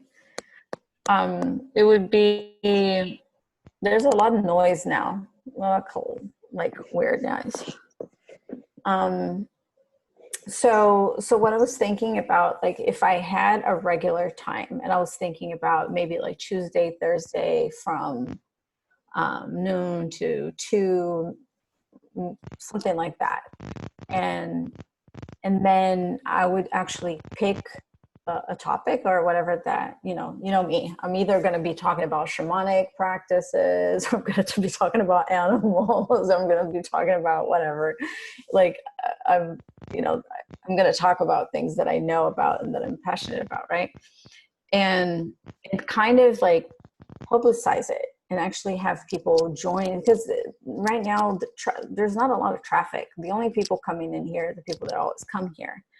And I was thinking that it would be kind of cool to say like, hey, these days during these times, we're gonna be talking about whatever, and then draw more people to come in and have more of a conversation, and maybe even like the breakout rooms so people can get to know. Because when we were having, hundreds of people in the room, and we would have those breakout rooms with only like say 3 people or 4 people, you kind of really get to know people. And then especially if you're gonna be going into rooms with people that want to talk about the same things you want to talk about, then I don't know, it could be really cool. What do you think? Are you thinking about doing slots too? Well, my days are starting to blend together, but either yesterday or today, Summer Rose did a doodle poll and put a link to it, which I have misplaced. I can't find it, for people to fill in the time slots they want. Are you familiar with doodle polls? It's basically no, yeah, I saw the demo this morning or yesterday. I guess it was yesterday. Yeah, so, where you kind of pick the times or whatever. Mm-hmm. Yeah. So are you going to do that? Yeah, I just wasn't sure because I have confusing things going on here in my life right now. So yeah, but I've been trying to figure out time slots that work best for me. And like I said earlier, probably just before you came on, we did I showed a video about a place in Africa, Flexigas, that has a unique take on biogas digesters. And I want to get some information together and get samples of all the different types of biogas digesters that are out there, and do probably a 2-hour slot on that. Yeah. But yeah, it's from that's kind of like what I was thinking is take it a little more serious instead of just coming here and hanging out, which is fun. Don't get me wrong, this is awesome, but but also dedicate some time to have like a little more structure, you know, to your point, like prepare for it, talk Right. about it, maybe have slides, maybe, you know, just do, teach people how to do something. Like, you know, I've been trained in so many different things and I've never practiced. I've never had a practice of like a healing practice to do Reiki, to do, you know, Akasha Records reading, to do, you know, past life regression or any of the animal communication or whatever. You know, I have all this training and all this stuff that I use for in my personal world, like with friends, family and stuff. But that doesn't mean that I can't share that knowledge with somebody that might, you know, do the same, just use with their friends and family and stuff. Like, and that's not to take away from people that do it, you know, professionally or for money, but it's just knowledge that in my mind, it needs to be shared, you know, so why not? Right, and they did, I guess we quit doing it so regularly, we did have a little blurb, or there's a thing on the, getting tired, the conversation.cc with a link to the Radish to apply and offer, you know, your contact information and give a synopsis of something you'd like to present on a one-time or regular basis. Did you fill out that application on the Radish? Oh, I had it probably like a long time ago. So that's kind of like how, But anyhow, I started doing this, you know, like, yeah, and, they were yeah. asking, you know, for people to, you know, give a summary of something you'd like to talk about, present on, and if you want to do it as a one-time or a regular, you know, scheduled slot. Mm-hmm. So they're actually, you know, we're looking for that. Maybe just put an email together for Jamie. Mm-hmm. Well, but if we do the slots, then I don't need to do that. That's the thing, you know. If I have that slot that I'm going to be covering, then I can just promote myself, like, you know, like through Facebook or whatever. Like, hey, I'm going to be here from this time, and let's talk about X. Do you know what I mean? I think that's totally valid point. And if the majority of the people in the room or whoever is here doesn't want to talk that, we do a breakout room and do it that way. You know what I mean? Yeah. Yeah. It still works, I guess. And that's why it's good to have like a co-host, somebody to help with that in case it needs to have some kind of breakup. Yeah, when there's somebody's mic is making a lot of noise. Let's see. Christopher, can you try muting?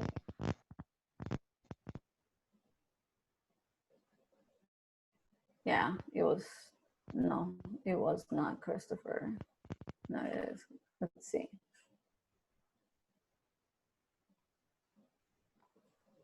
Yeah, I think it was.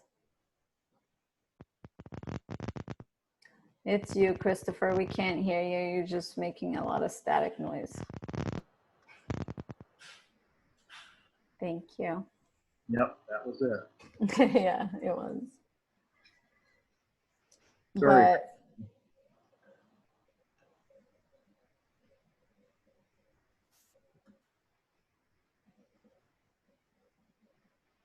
yeah, that works too. They would, they'd be glad to, if there's a specific thing, to put it on the schedule that they publish on. got it, like kind of like for like for the day or whatever. Mm-hmm. Yeah, I know how it is, Christopher, with the technical difficulties. Sometimes mine are just crazy. It's one thing after another. Well, it happens. Don't worry about it. It's all good. Hey, Raja, I don't know if you read my message that I sent privately to you. Sometimes people don't have the chat open, so they don't see it. I was asking if you could send me the link that you're talking about. You said you were looking for a QA job and you ended up here. So I was just curious if you could kind of backtrack to like, where did you get the link? I was just really curious about that. Yeah, sure. Yeah, not a big deal. You don't have to, but I just wanted to see what brought you here and how. Okay. Because that's Okay. just the things so Okay. connected. It's interesting. Because we're Okay. like that around here. No, I know, but Yeah, it's nice to know how people arrive here. yeah. Okay. Yeah, I will send do you want me send the link to you? Yeah, please. I would love to see where you got it from. Yeah, Not sure. just the link, but where you got it from. Yeah, yeah. Sure.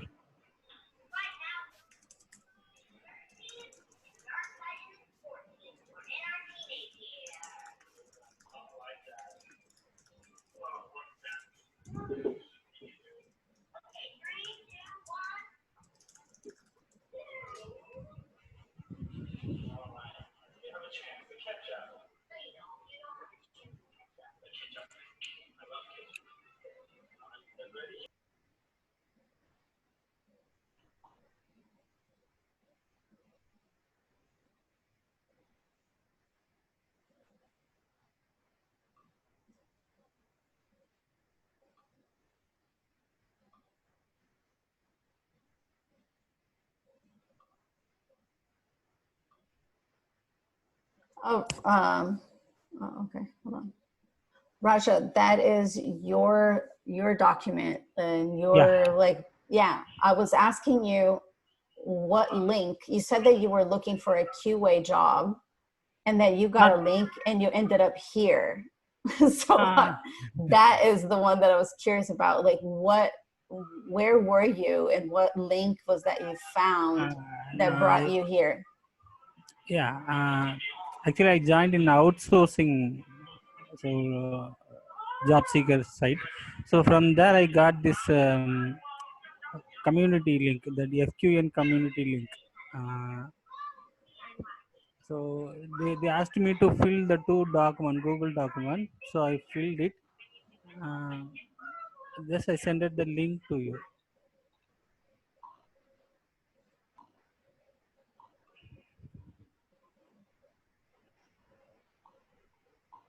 And do you want the post link?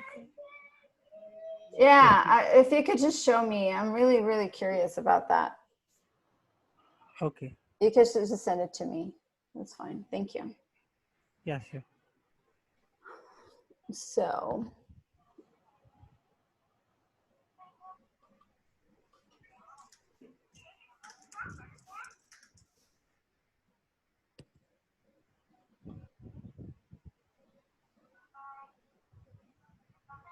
It's 420 where I'm at. Oh.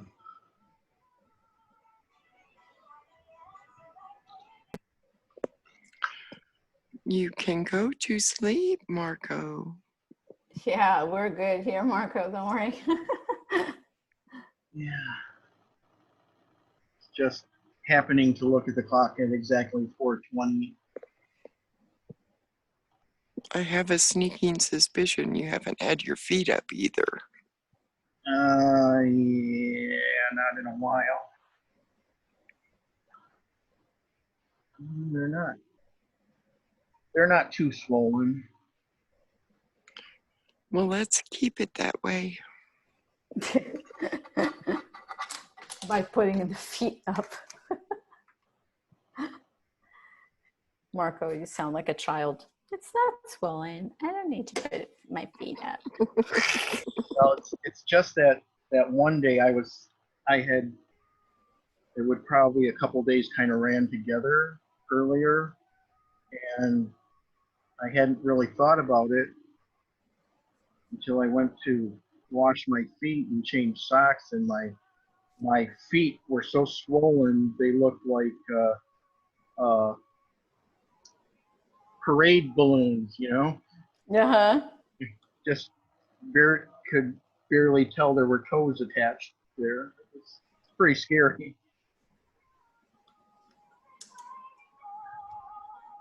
I forgot that I had mentioned it here. Now I have lots of people helping me remember. Now all the moms are on alert. It's like all the triggers are there, right?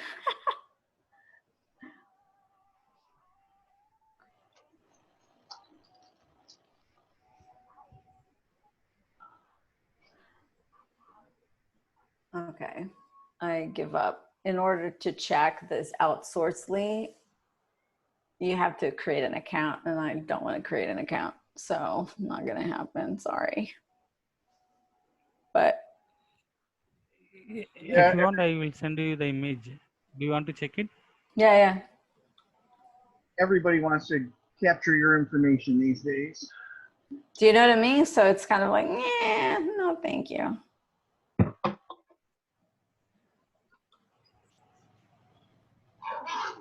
Thank you, but no thank you.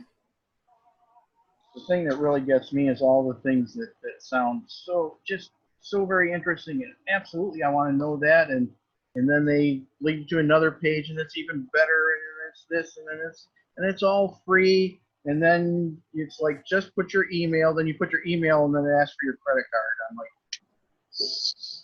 we're not going to charge you anything, then why do you need my credit card? Exactly. It's just to verify who you are. Okay, sorry. Wasted my time again. Yeah. Let's see here.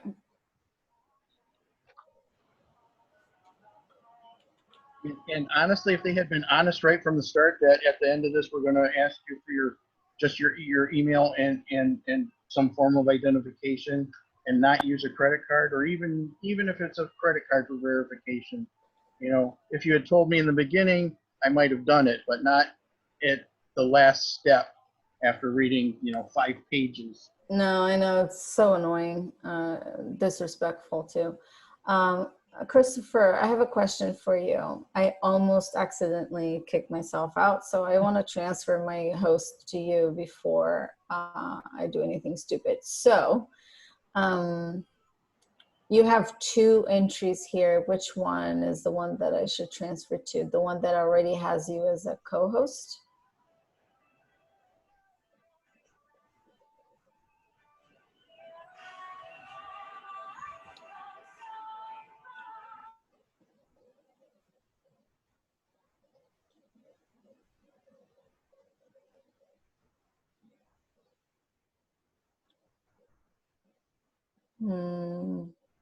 Christopher. Okay, I'm just gonna do it. And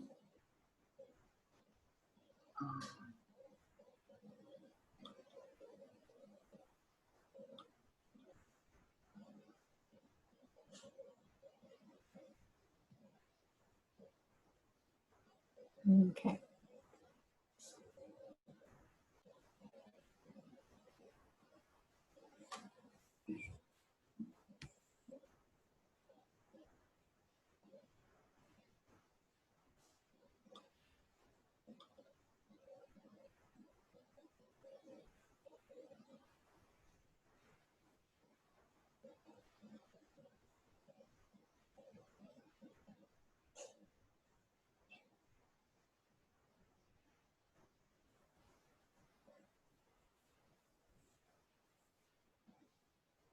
It's so quiet. Are you guys all sleepy?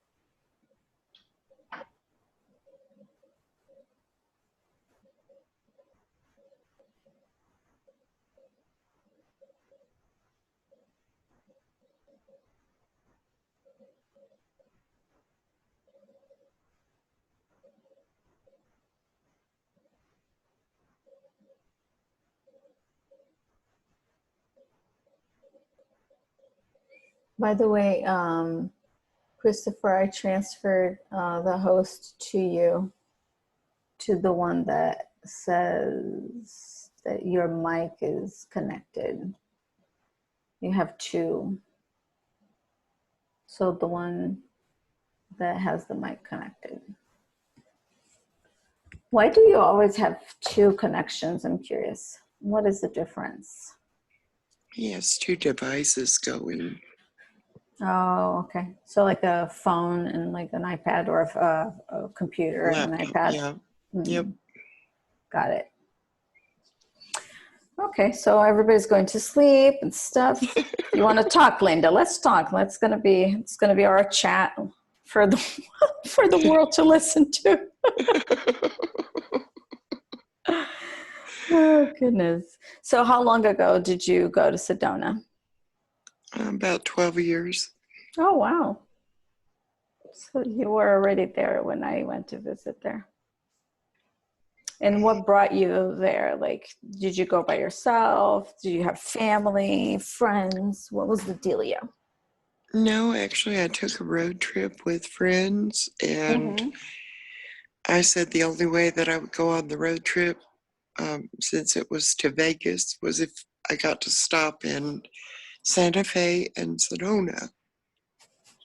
And we came to Sedona, and I told them they could go on to Vegas and pick me up on the way back. You wanted to stay. I did, but we did end up spending an extra day. And then, well, I knew the first time that I saw it that I would live here one day. Aww. Didn't know how that was going to happen, but I just knew that it would. And I actually met a friend on that initial trip, and we stayed in touch, over the years. And she said, if you want to come to Sedona, you can stay with me as long as you want to. Yeah. And I said, okay, done. That's so cool. And we are still roommates today. Wow. It's been off and on. I mean, I've lived other places, but we are roommates once again. Got it. That is cool.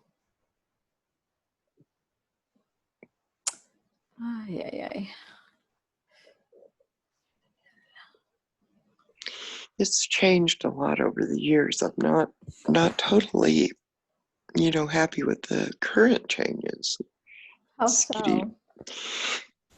Well, there was a guy with a conglomerate who has bought up a lot of Sedona, and his goal is to turn it into a Disneyland for wealthy adults, which is so contrary to what Sedona is.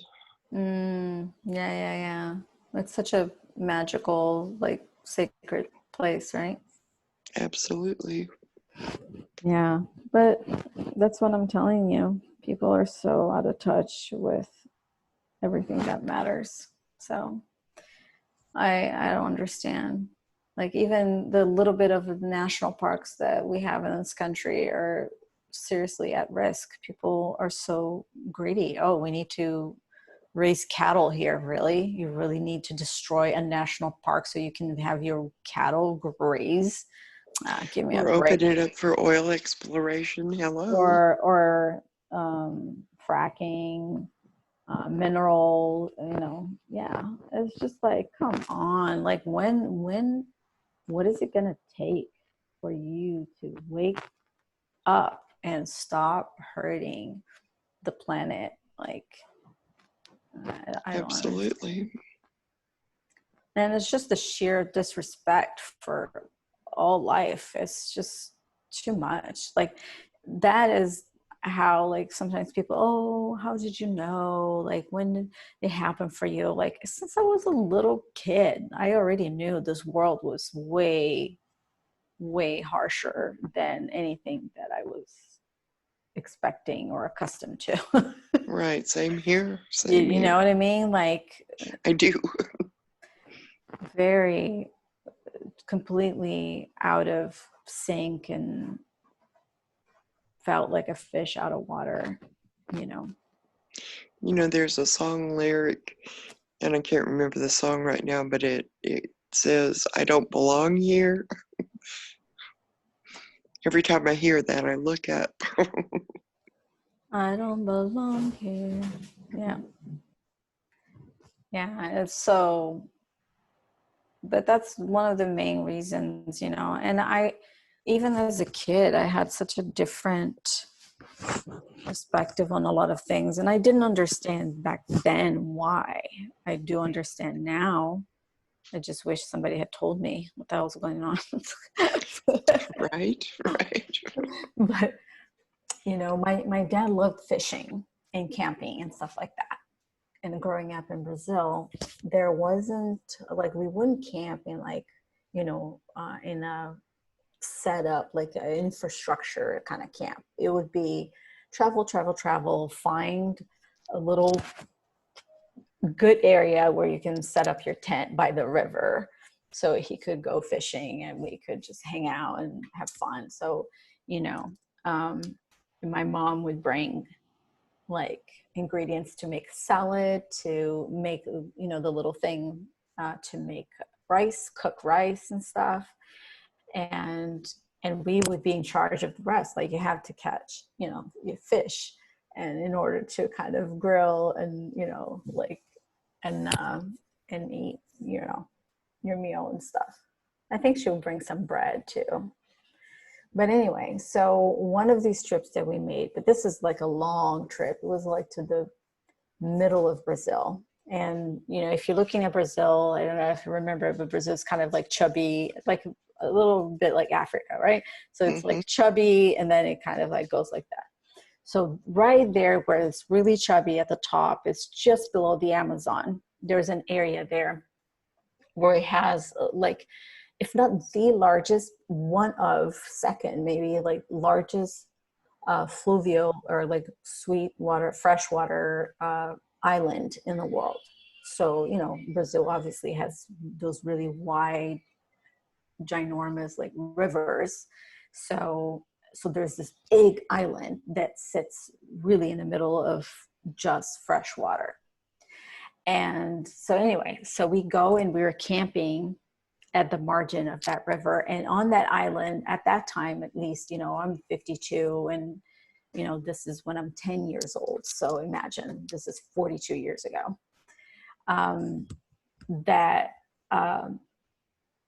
they were mostly natives that lived on the island. So it was just such a secluded like place.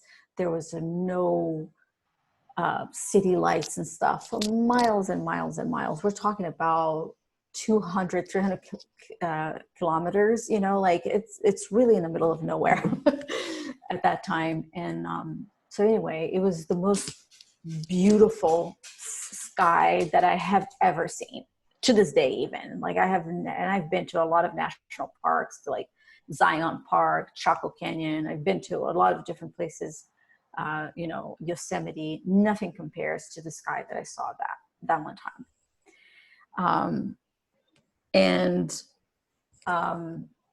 But what I was going to say is that during that trip, just being there in the middle of nowhere, and then just getting there and coming back, and all the friendships that we made along the way with the natives, with people that lived in these little villages that were really like one street long, you know, like from here to there.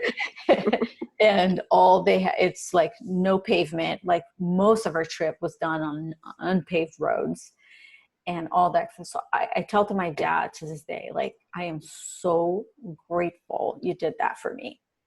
Because what I got out of that trip at 10 years of age is that the people, all of the people that we met that lived on the island, the people that lived on these little one street villages, they were so happy.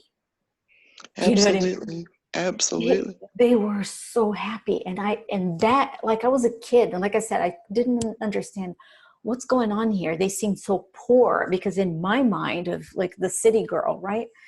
They were poor and therefore they should be miserable or whatever.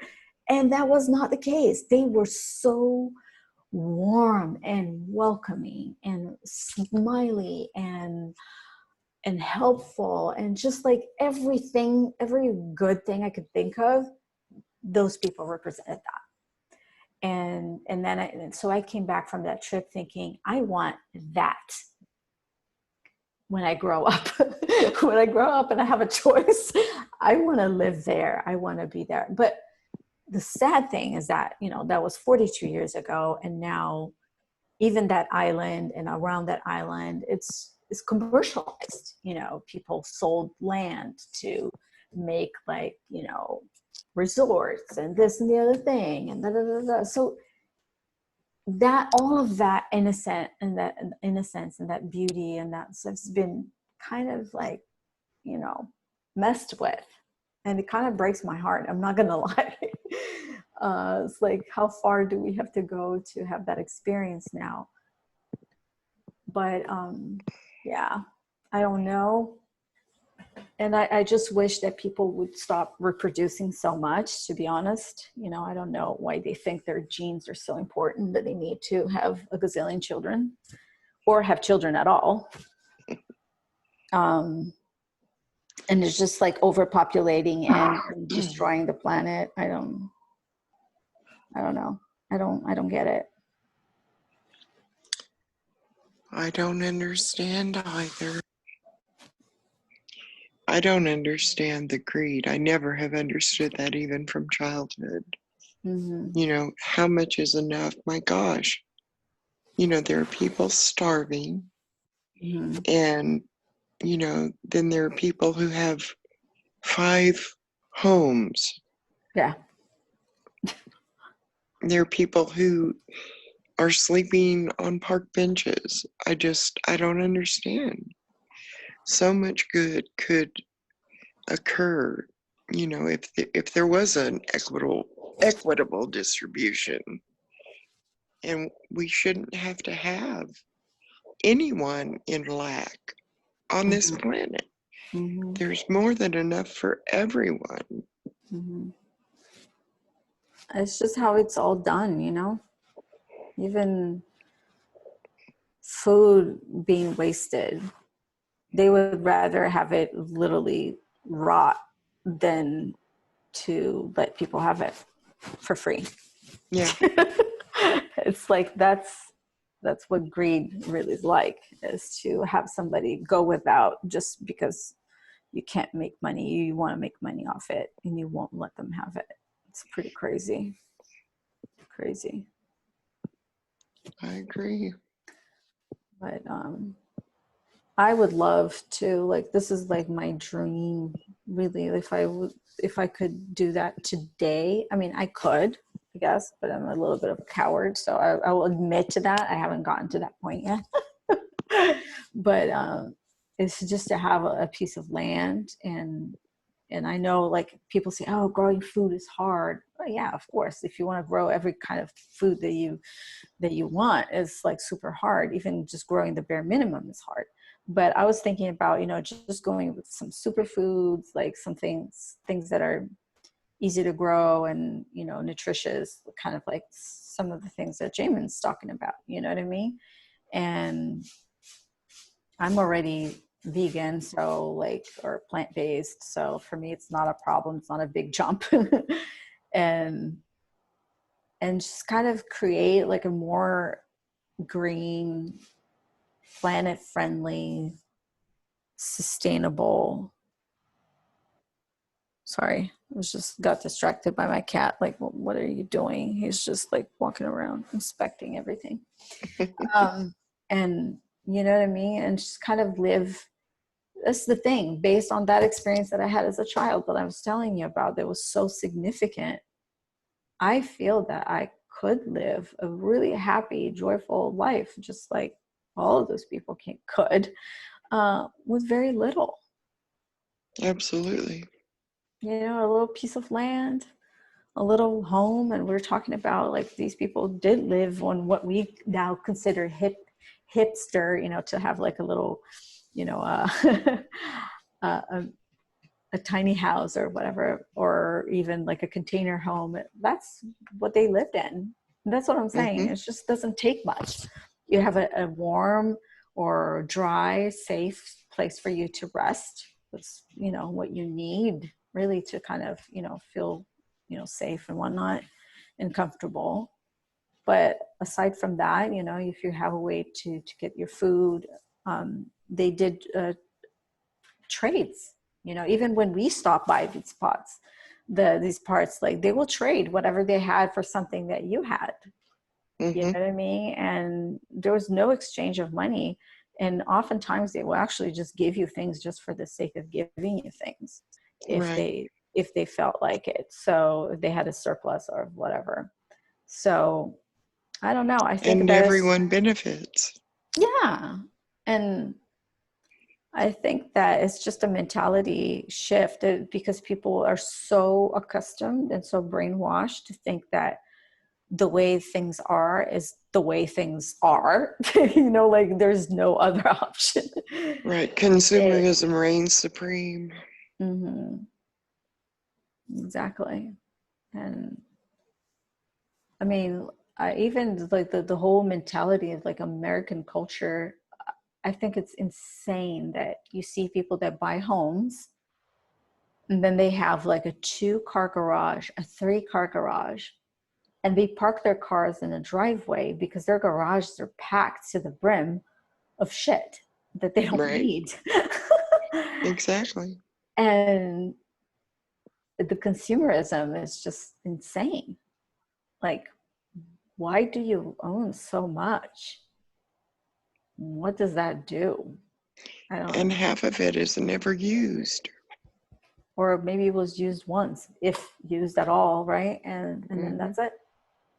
That's it. And it's just garbage and waste of, I don't know.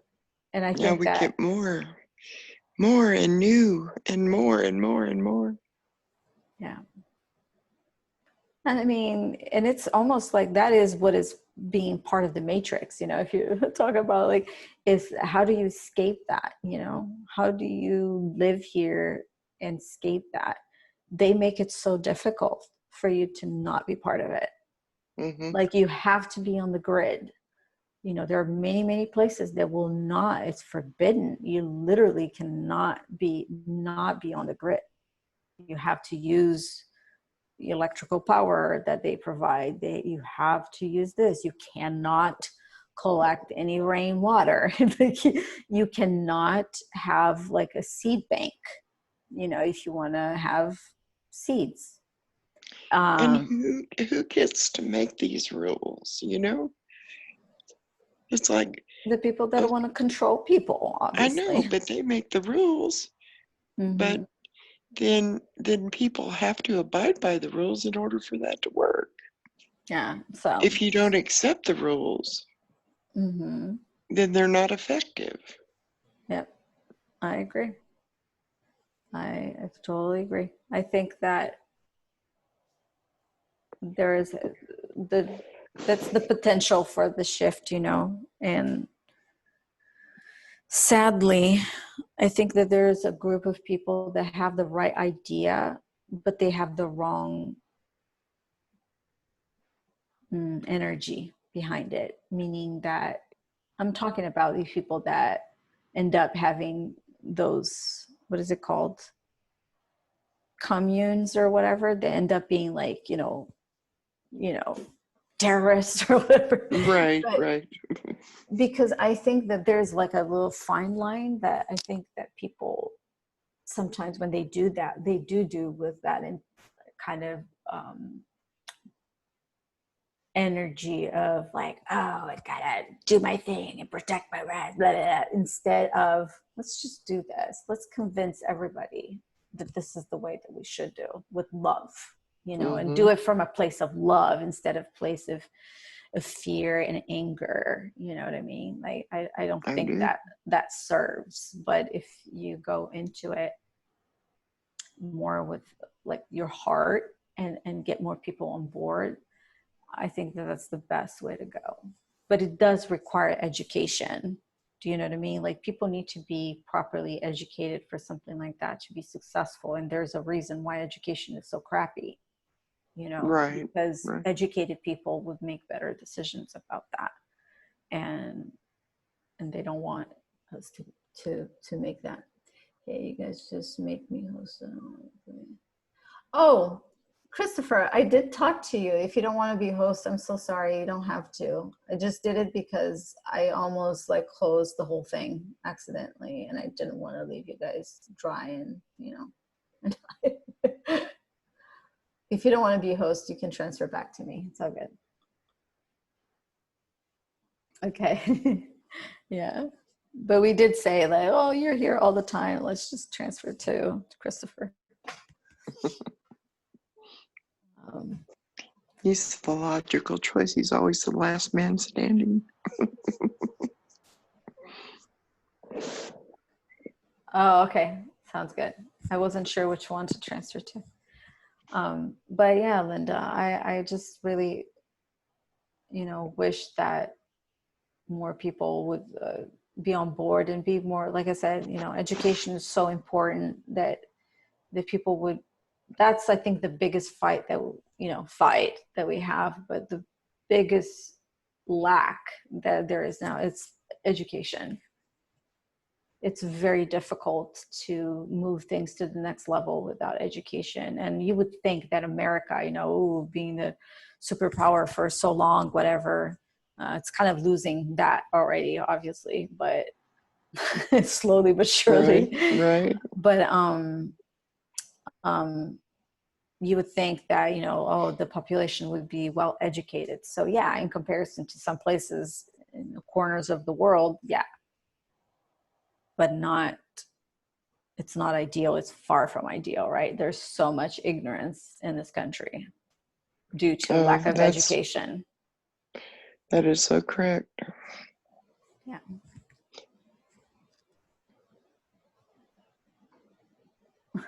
Well, I don't know that it's the lack of education per se as much as the type of education. Because I've known some very well-educated people who were quite ignorant. Yeah, it is. It's like a total reform, right? Of just our education. Yeah.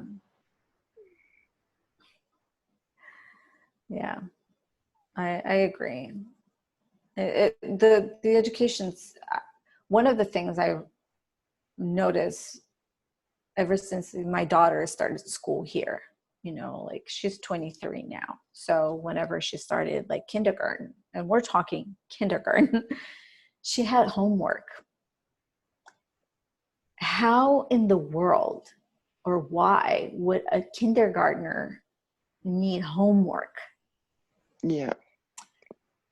Kindergarten for me, when I was growing up in Brazil, and and I have to say the public educational system there was, in terms of really learning material, was better than here, because I went to school here for 8th grade and I was way more advanced than all of the kids in my school. And I went to a good school district. So like big difference.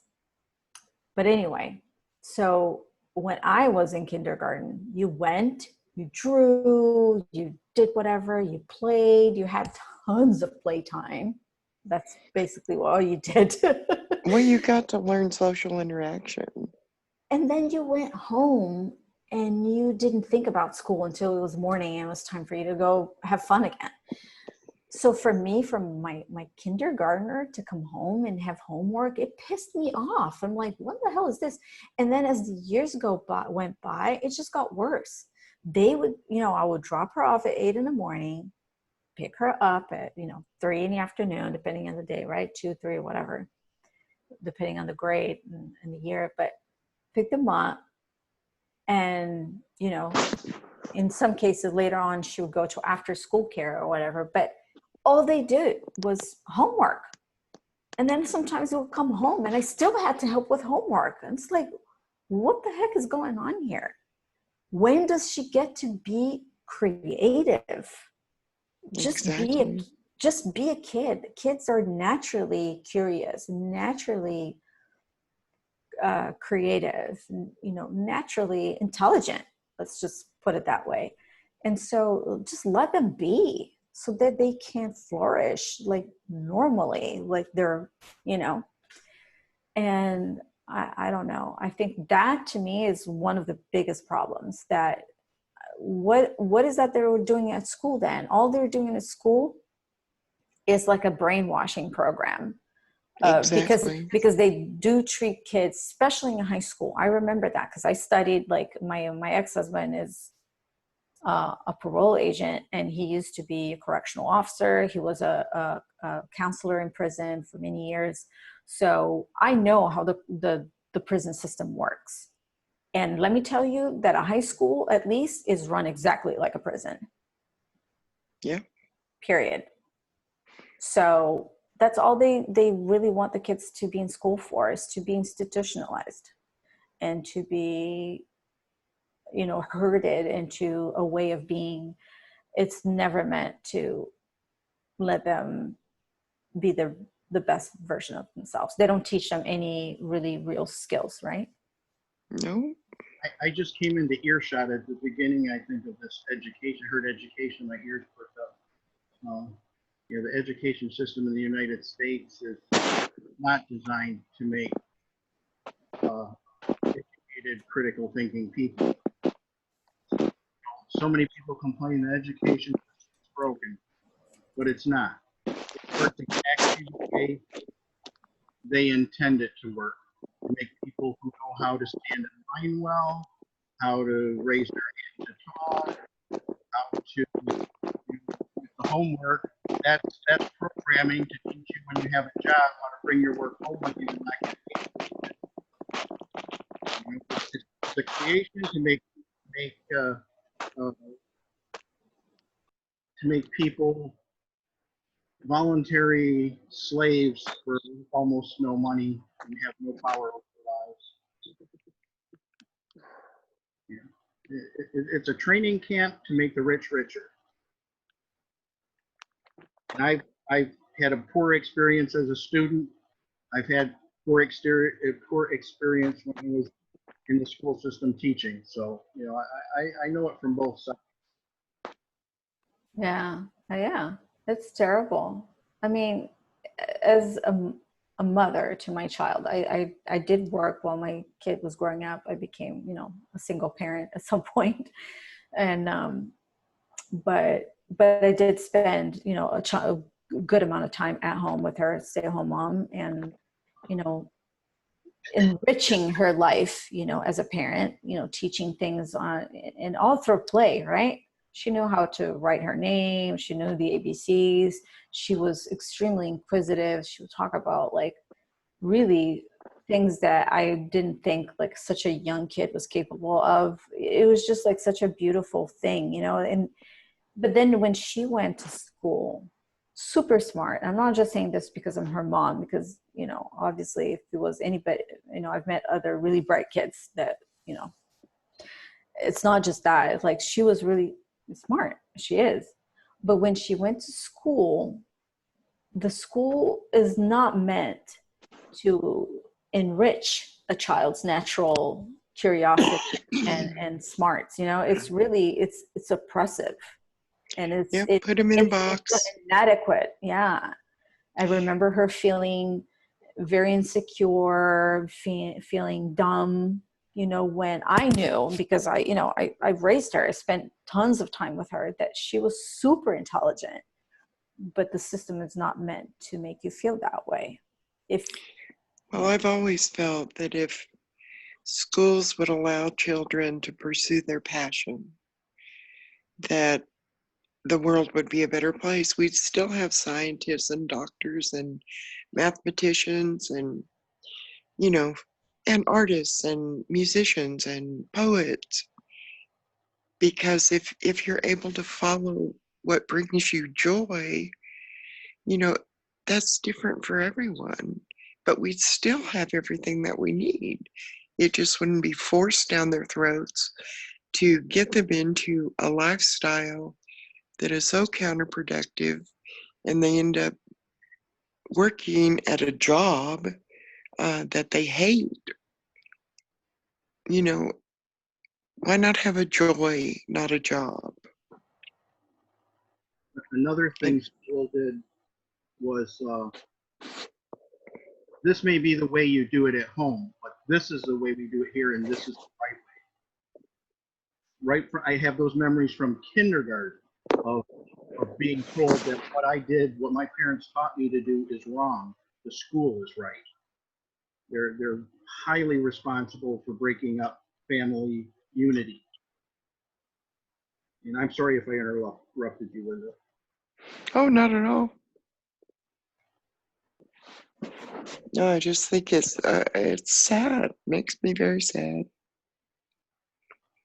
You know, I was always told, well, art's a wonderful hobby, but you can't make a living at it. I know, right? And art is such an important element of life. And it's treated like it's an afterthought really in the school system. Like I know at least where my daughter went, they did not have a music program. They didn't have dance. They didn't have any of the stuff. All they did, because it's a fairly wealthy area, so people paid. I paid at least $200, per semester or whatever for my daughter to participate in a choir. I'm not kidding, like all the parents did, so that they could afford teachers, the music teachers to come in and teach the kids this stuff. Like, it's ridiculous. They legit, they do not put any money into art. It's so hard to believe that. But I'll bet they put money into sports. Oh yeah, they do. I've never understood that, except that, sports is, billion or trillion dollar business, and there's millionaires that have to count on constantly having new groomed people, young people to come into it so they can keep making their money. It's not only that. I mean, what kind of energy goes into competitive playing, competitive games? It's competition, it's violent, it's physically, violent. And, yeah, it brings the team that is playing together. That's for the, teamwork, blah, blah, blah. And I do agree with that. But if you think about it, all of those sports revolve around competition, being better, being this like this game, right? And when we're talking about art, it's just sharing. People, like, to Linda's point like a moment ago, like everybody has something to bring to the table. And I think that denying like people to express the art, from the poetry, piano, whatever it is that they want to do, dance, theater, that's, I don't know. It's just sad. I agree with you, Linda. It's super sad. I'd rather see teamwork built by an orchestra or a dance troupe.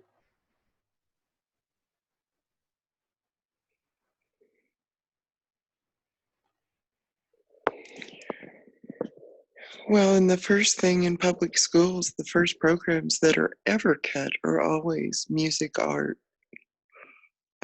anything creative. And now they're not even an option hardly anymore. Yeah.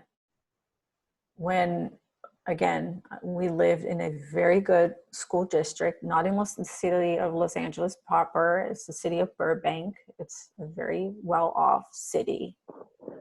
And even then, the only reason kids had any kind of art program, it was all sponsored by parents, all of it. And I mean, there are kids obviously in that area that don't have the money to join, but that's how the collective worked. Everybody that had, almost like you're contributing on a scale or whatever, right?